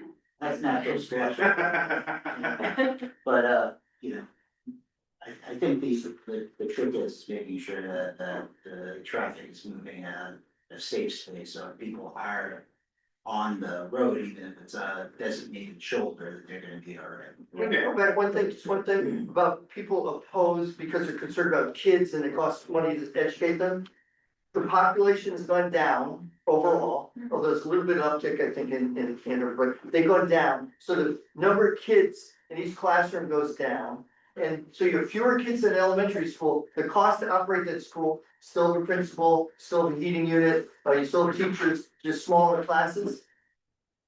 You may find that the cost per pupil goes up a lot when the population goes down. There's I get it. 70 lines there right now. Just saying. that, Yeah. But people, During that's yeah. their first reaction, everyone's texting me saying, this is, you know. Alright, well, So, but another thing I wanted to mention was, what I like about this is that it's hidden. It's not gonna be, your face, and a lot of people are concerned about our point rule now. And so, like, I think that, if you accentuate that, the view you're gonna see from the road is gonna be just historic, basically. Which was the exact intention, we want the store front and center, so there can be customers coming off the roadways. Even the storage units we pulled back off the road, it was a little bit better for the sign.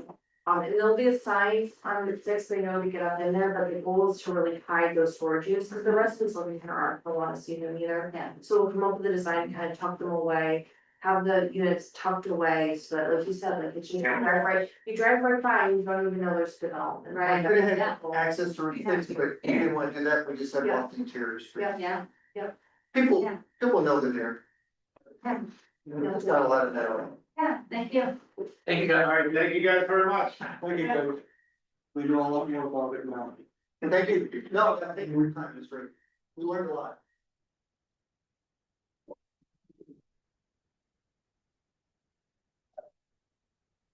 Alright. Thank you.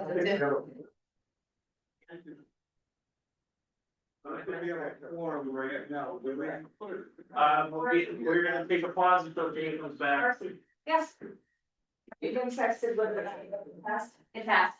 It did pass. Yeah, Oh, good. it ran past by our town, we don't know about other towns. Thank you. Okay. Thank you. Yes. AES passed. Thank you. But yeah, I got a whole bunch of messages yesterday, I was just freaking out about it. That's just got broadcast, Oh, really? Oh, Yeah, this is like, oh no, not the too many. This would be a huge deal. but I think it would be great. I think it would be, one interrupt your meeting. Anyway. Yeah, thanks for the information. Thanks, Marcia. Yeah. No, we got 4 of yous here.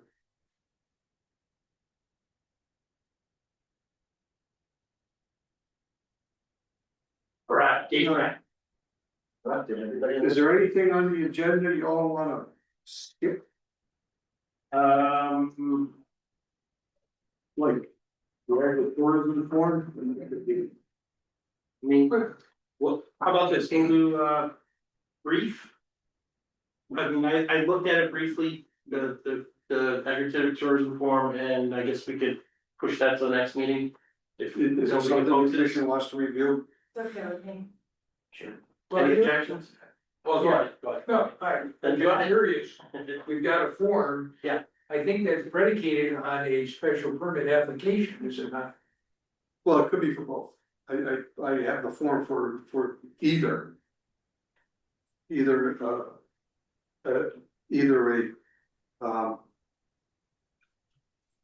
a farm related event Yeah. or a non-farm related event, which requires a special permit, yeah. Right, okay. So. Yeah, the concern I have is I look on Facebook and I see a string of concerts going on over at Finch Farm this summer. Yeah, And I see no special permit application come in, and you haven't, have you? and I'd like to head off that being an issue. There's something later coming to that effect. Okay, Not specifically to that, but that's, related to that property, So Well, we would wouldn't be skipping that part. It's gonna come up in your zoning agent report? yes. Okay. Okay, You're okay with that? we won't skip that. Hearing no objections, moving on to new business B, where we received a special permit, go ahead, Wayne. 12 Center Street, originally.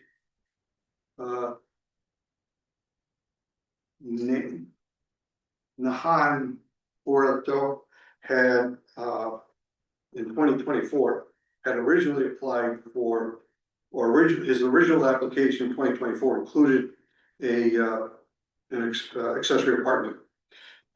It's my understanding that Jim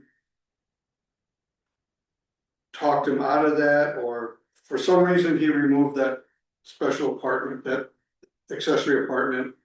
And the single family dwelling was approved by an as of right approval. He wants to go ahead and put the accessory apartment in. Is not changing the footprint of the building. Footprint of the building is gonna stay the same, exactly the same. And the area above the garage is gonna be dedicated to the accessory apartment. I have the site plan, I have the elevations and the floor plan. Everything is checking out so far. I did ask his engineer to go to Eastern Highland Health District to make sure that nothing would change with that, because the number of bedrooms is gonna remain the same. What it's gonna be, the number of bedrooms is gonna remain the same, but I just wanna make sure that, Eastern Highlands is okay with it. And I have no reason to think they wouldn't be. So right now, we're just looking at, accepting an application and set a public hearing date. Sounds good. And I've had some conversations with the engineer that's involved with this. And hopefully. This project is gonna move ahead. He did grade around the lot, he got that bulldozer going and did some grading, cleaned the lot up. Looks much more presentable now than it did a couple weeks ago. At least from that perspective. But it's still just a shell.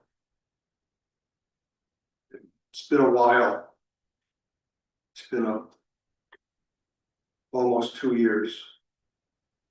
In various stages of construction. And it's, right now, it's still just a shell. So. We put in the application and we need a special hearing because he wants to do this as a market rate accessory apartment.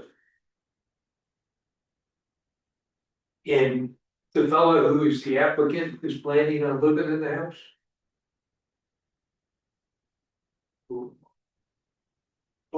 Oh, yes, it was his daughter, I think, his daughter. I think our regulation requires that the property owner live in the house. It does. It does. Good point.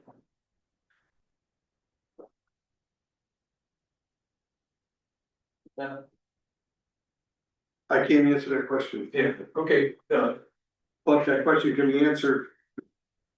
Public hearing. yep.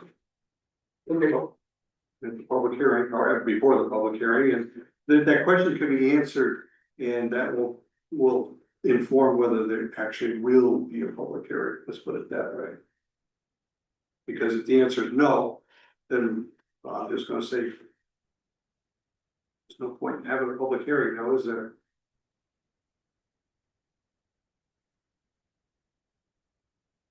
You wanna tentatively put it on the schedule for July?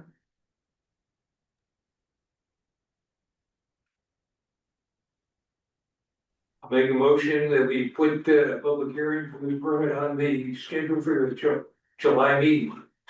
Second. If the application is withdrawn, it's withdrawn, right? All in favor? Aye. Anne Marie, Aye. motion passes 5-0. Alright. Correspondence, right along. Okay, well. Maybe this is the time I can. Correspondence. Let's see.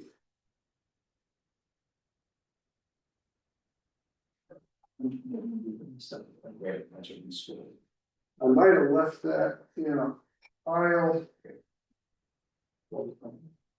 So that was the application. Was 12 section. Well, so actually is, Lawyers running. yeah, Why don't we table that for. My.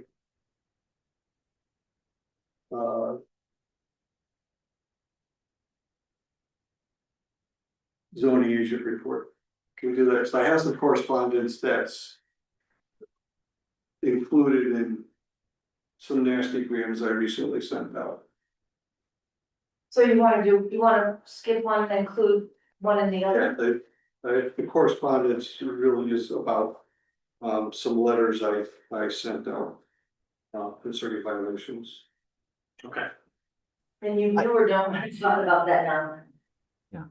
Well, we can talk about it now or talk about it when I do my zoning agent report. Okay, that was my question. Okay, so we're tabling the rest of correspondence.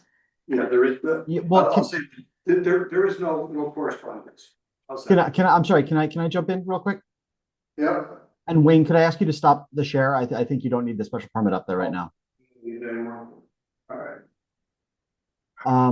So just technically speaking, the referral that we got, you're closing the window, not stopping the share.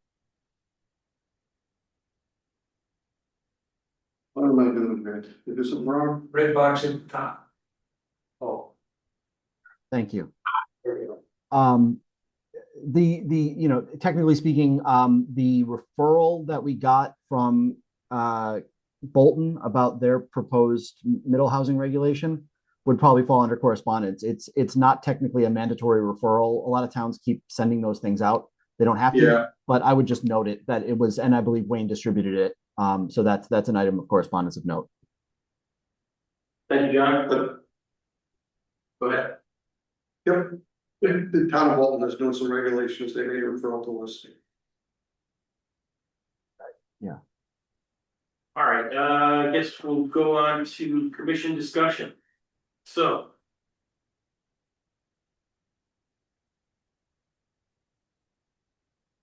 Okay, I had sent the commission members a draft of, or really, it was my thoughts when I look at the regulations and the ability to recover costs, legal and for reviews by professionals. I didn't find anything in our regulations except when it came to stormwater management that specifically said the commission can recover costs for engineering or legal review. I approached Attorney Brands about that, and he confirmed my research in that the town actually has to have an ordinance in place to recover those costs. The current ordinance that talks about fees as far as zoning is concerned only sets fees for receiving and processing permits.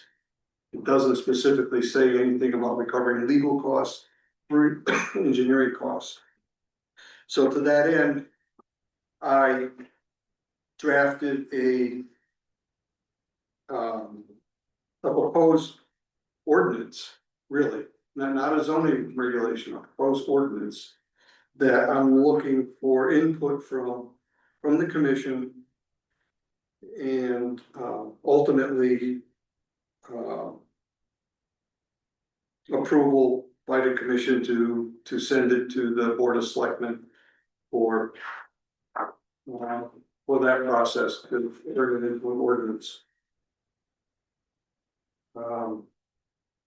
As we learned, as we had today with this project here, I believe the town's gonna incur some significant costs involved with engineering review and legal review. And I believe that the commission should want those kinds of reviews for a project like this. So I did not print it out for you guys. I have it here.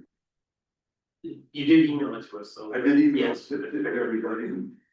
And I don't know if anybody's looked at it. You guys. Yeah. If I'm going down the right path. Attorney Grants agrees with it, then we go. Yeah, I'm right there with you. Well, Attorney Prince has not reviewed these exact words. I got you, yeah, But he sent me words which were several pages more than I got here. Okay. So. You want to? but if they allow us to Yeah, get, Wayne, do you mind if I take a quick look at it? And it's just, it's draft, it's just kicking tires right now. Thanks. There's nothing. Yeah. Basically, I want to, once, if the commission is okay, I'll send that off to Attorney Brands. He's probably gonna wanna add a lot to it.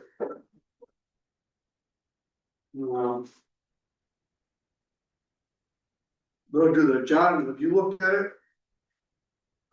I only looked at it briefly. I didn't spend much time with it. Yeah. I borrowed a lot of those words from towns around us. No sense reinventing the wheel. Was there something about a certain dollar amount for subdivisions and then a certain dollar amount for the first 3 lots on a subdivision? Yeah, that's the Is that- current fee structure in, actually, our fee structure is an entire, we're charging fees that aren't in the ordinance.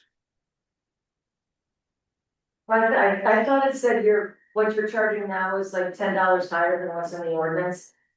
Yeah, You're charging like $150 for the something, ordinance says 140. $140. I don't know how we can do that, but we're doing that.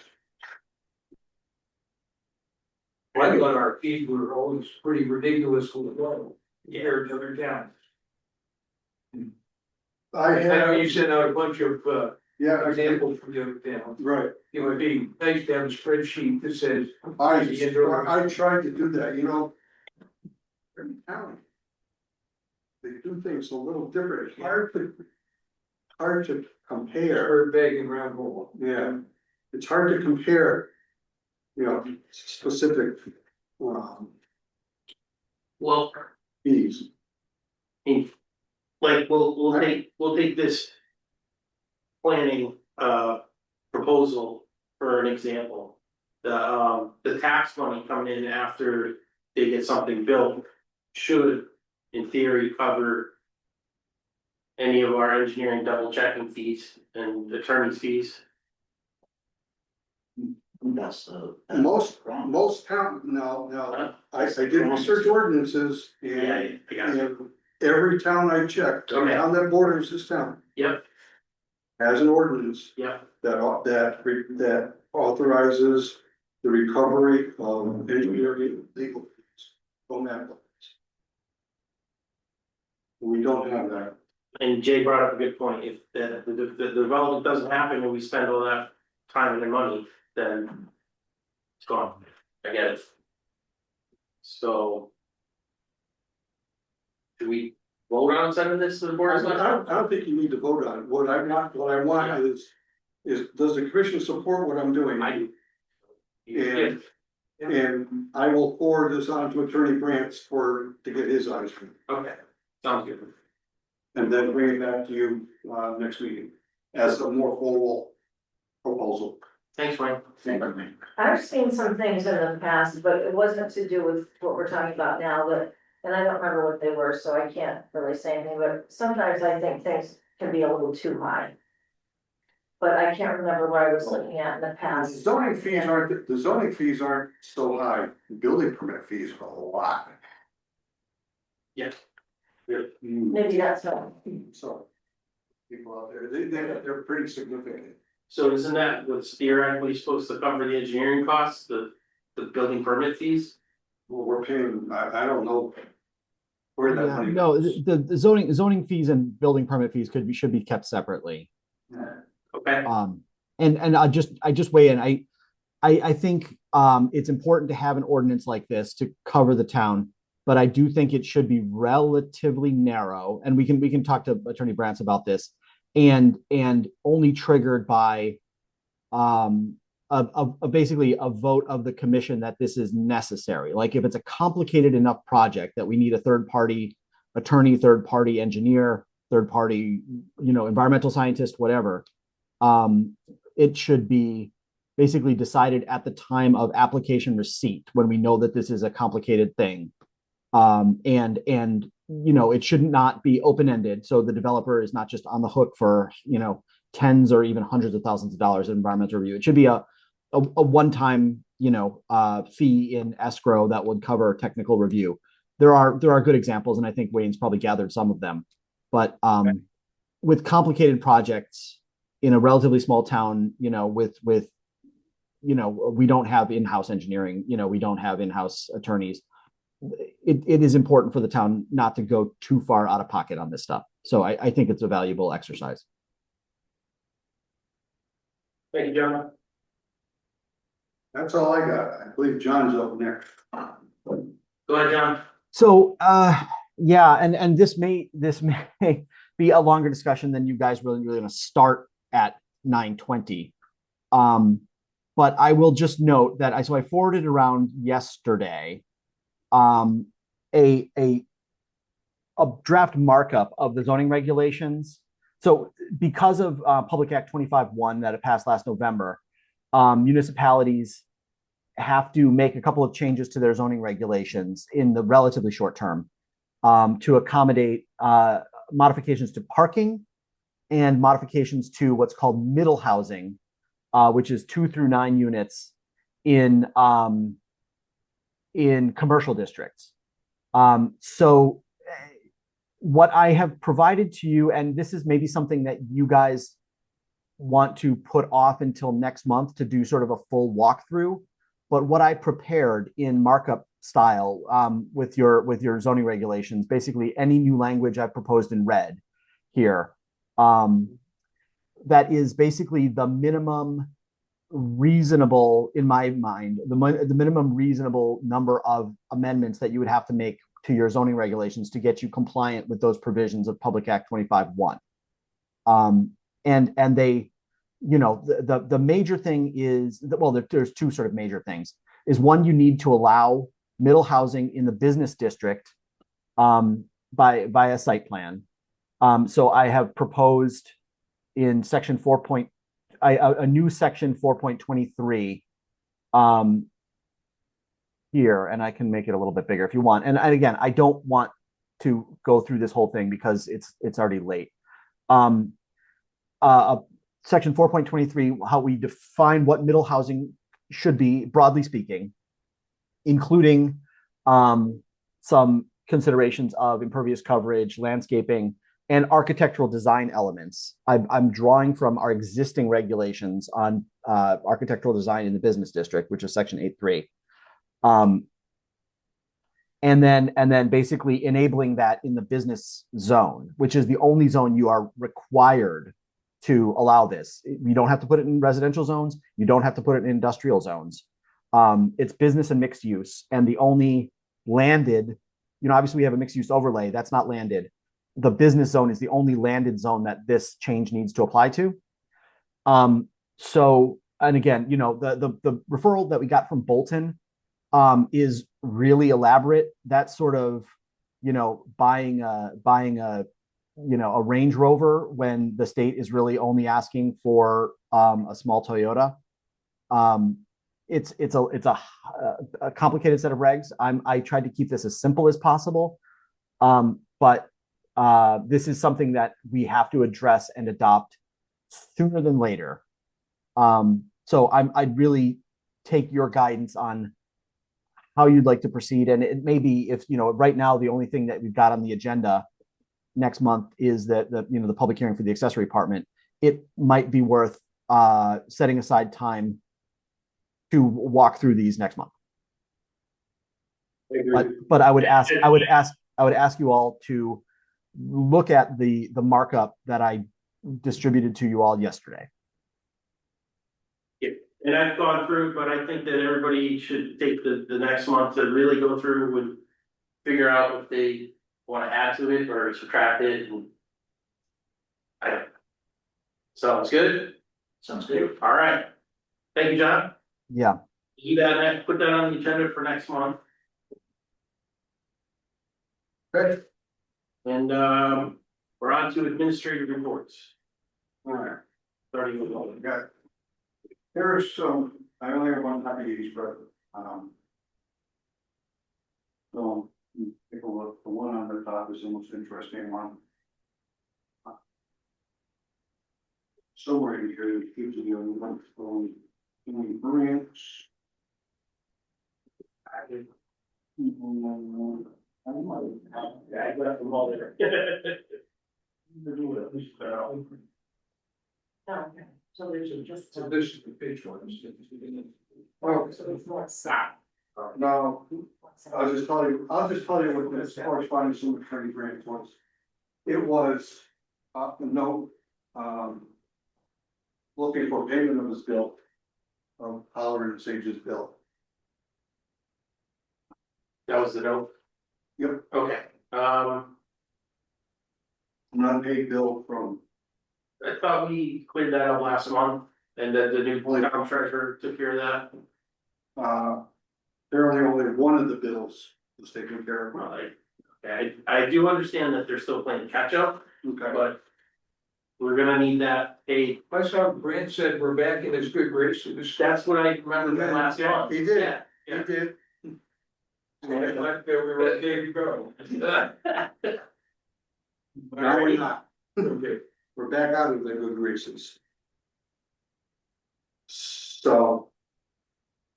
That, I wanted Attorney Grants here today. To listen to this,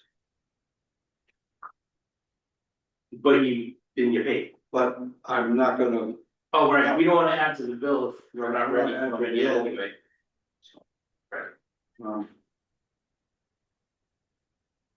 So on the Bunker Hill property, that's that.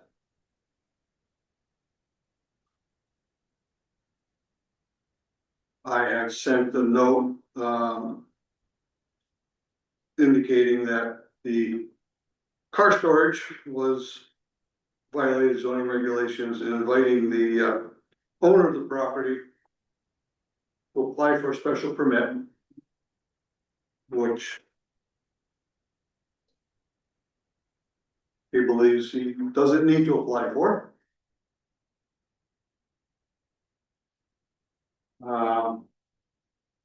Is it, so this falls Among other things that go on the property. So I guess we have to start, for lack of a better word, progressive discipline. And What's the address? issue formal notices of violation and start down that road. Wait, what was the address that you talking about? Excuse me, What was the address you're talking about? it's a Bunker Hill Road,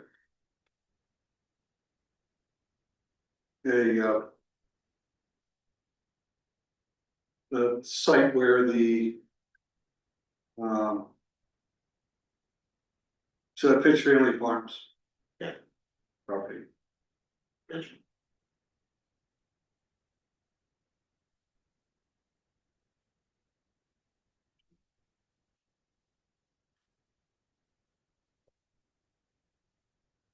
As you can see, I made it to Facebook for that letter.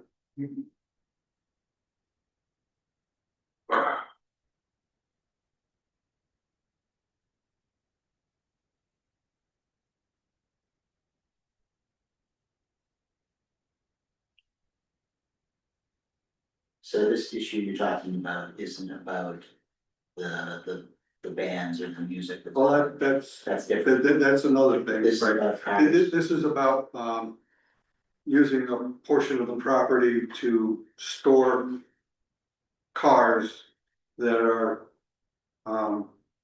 presumably moved. Looks like they're being moved from auction to here and then being moved to car lots wherever. Yeah.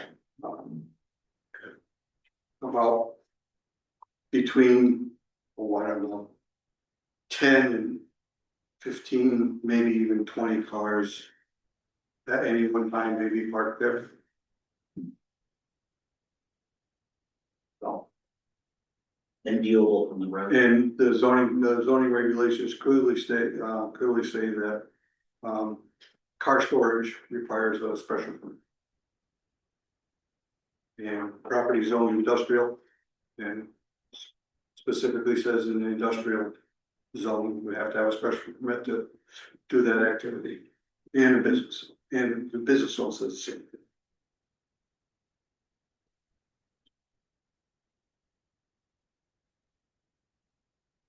That previous letter had gone out regarding an event, the, Funky Monkey that occurred on that property. Again, inviting them to apply for a special permit to hold that event. And I thought his position was that was not his event. That was the over and over I event. sent the letter to both of them. Okay, I didn't care who applied for yeah, well, it, if somebody applied for it. Are they related? Hmm? Is it, did those two properties related? Andover and over and the farm? No, they're not related, but the Funky Monkey event happens on both That properties. just spills over. Yeah, they've kind of been advertising each other's activities. Like if there's an event at one, I mean, I'm not saying in every instance, but. There have been times when there's an event at one and then the other one hold an event and they kind of cross. Advertise for each other. I was unaware of till Jed brought it up to Facebook about the concerts. I personally don't do Facebook. That Facebook posting is something my wife found. You're better off. You're saying you're better off. Better off with Not using Facebook. So, and you requested that you sent a letter to both of them saying you need a permit to do this. You haven't heard back from either party, Oh, I heard back from Mr. Fitch. Fitch, and you posted to Facebook, but you haven't heard from Andover.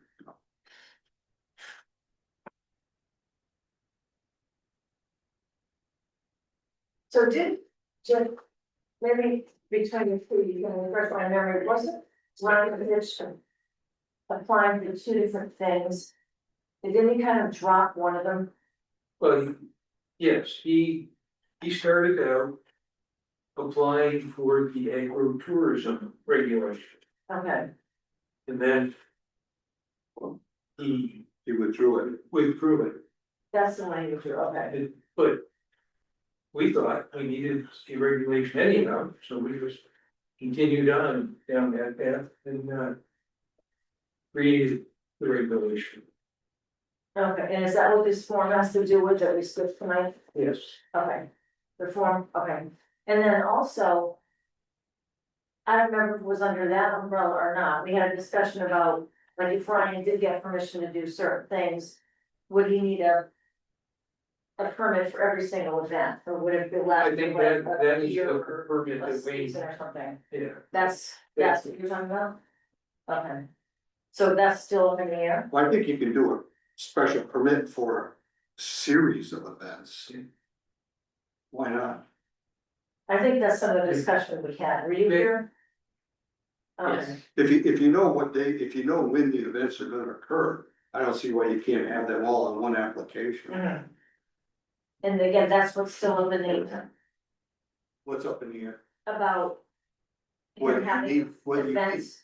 whether you need to do that. Well, he has to put in a special permit application. Oh, that's what I'm getting at. Yeah. So that's what we're talking about, so that has nothing to do with the car storage. Well, that's a different. That's an unrelated issue on the same. On the same project. Okay, so we're talking about both, whether or not we finish talking about it tonight or not, but. When I move it, when I go ahead, I'm gonna put them, they're both gonna be on the same. Okay. I'll address them both with the same notice.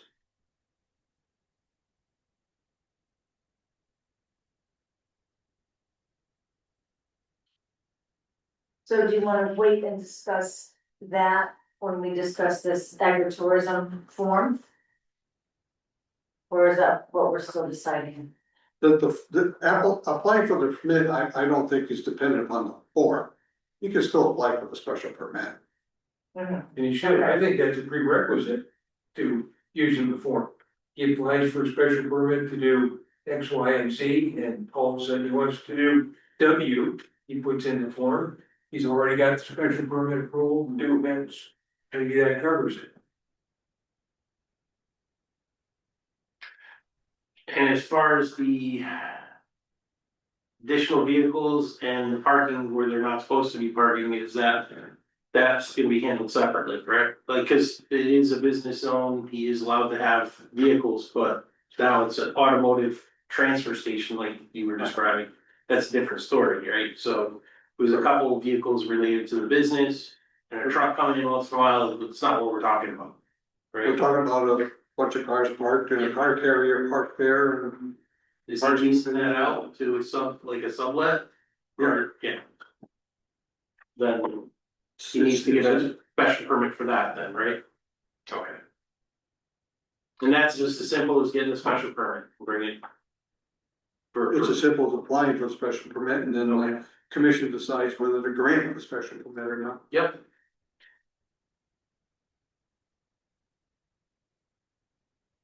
Okay, everybody's up to speed on that and we'll wait for the special permit application. I've been waiting. Okay, yeah, as you said, December, so the So just to be clear, he hasn't done that for this season, I'll call it yet. For events. not yet. No,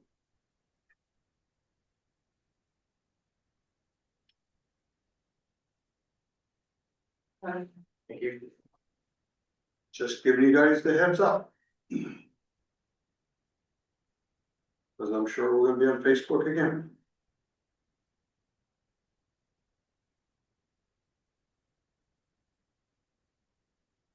Do we have a precedent how to deal with this kind of thing? It's a zoning violation, so, yeah, I mean, it's. Yeah,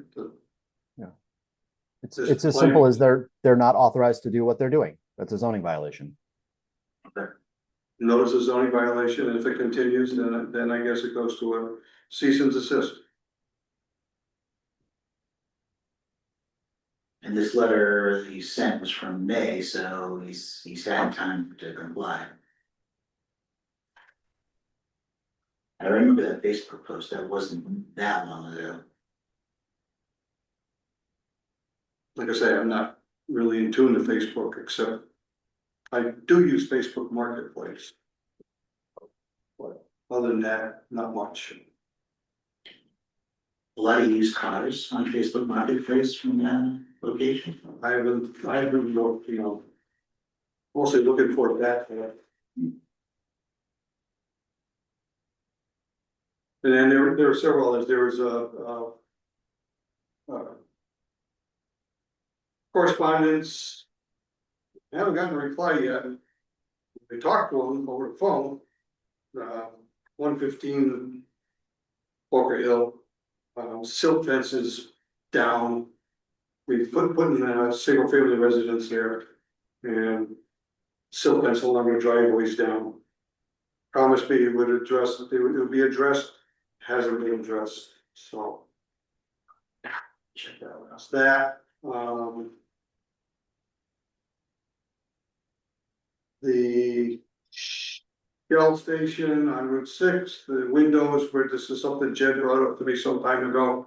The windows were, you can only cover 25% of them, up to 25% of your windows with advertisements and stuff. That has been abated. That's what this packet was.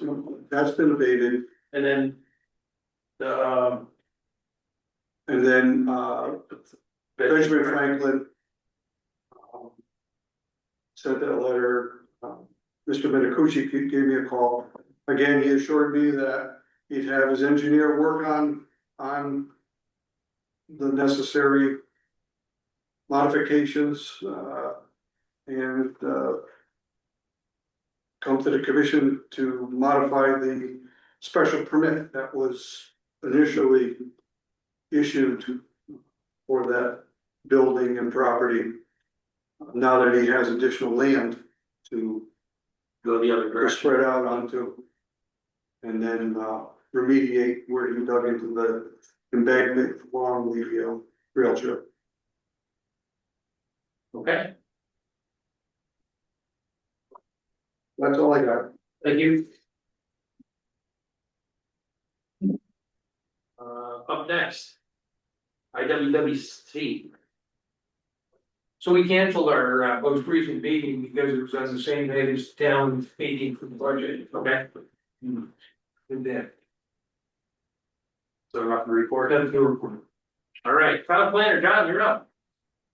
So not much in additional. I have obviously had a number of conversations this month with Peter DeMalley and Lauren, the representatives of the developers, so just talking through the process.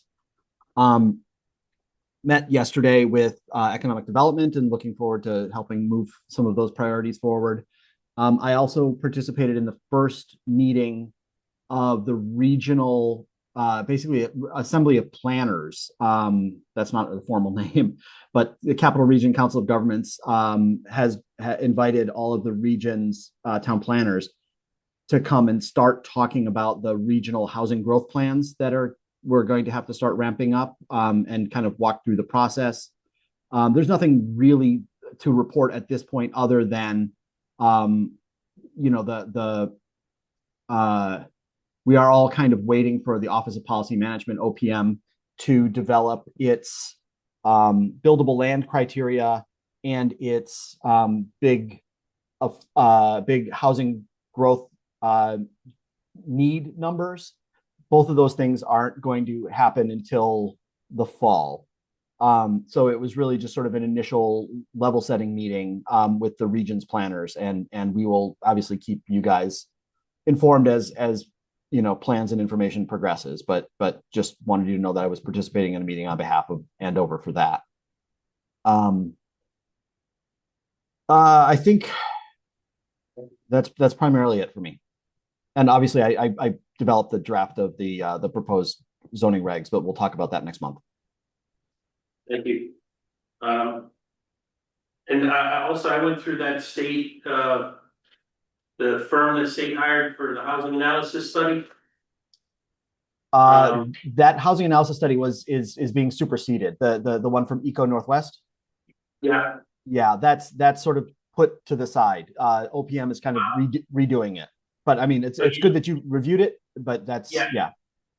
I just got a big takeaway. I think I brought it up in economic development last night, but I want to just put it on the record that one of the things they did mention is besides the lack of housing, they need better paying jobs. So I just wanted to throw that in there too, like just keep that in mind when we're looking for development, get more jobs, high paying jobs in town, if possible.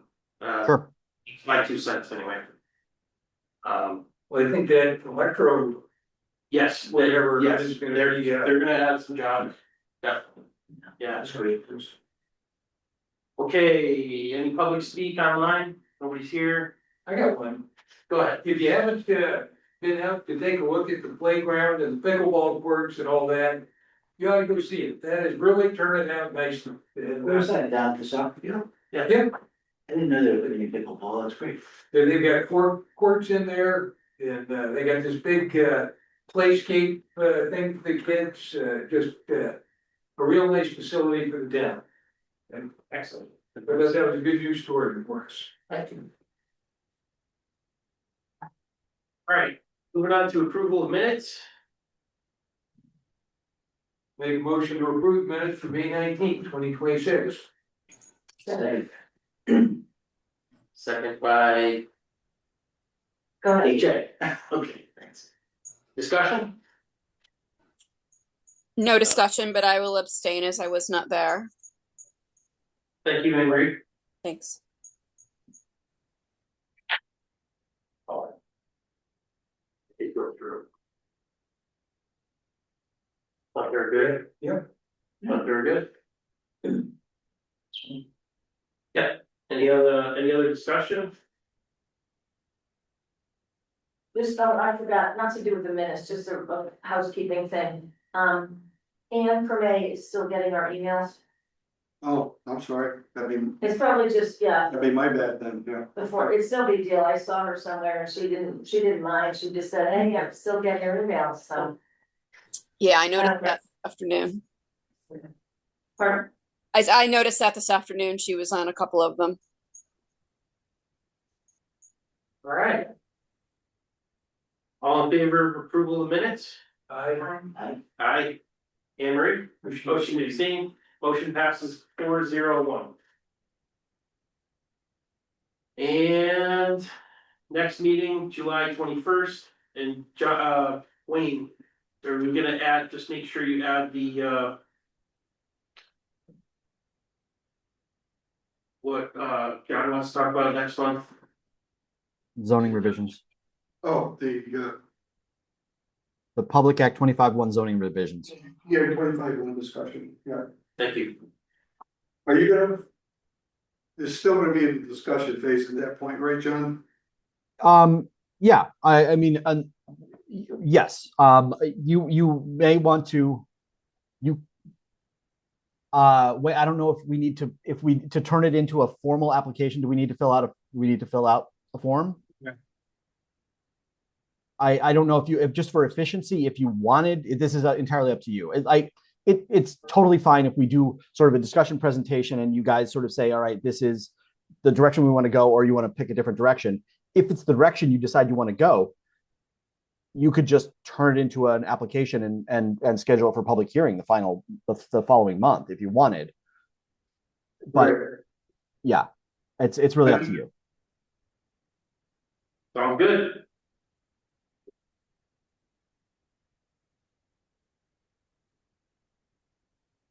Last chance, anything else? Make a motion to adjourn. All in favor? Oh, second, by Liam, all in favor, aye. Aye. Thank you, everybody. Thanks, everybody.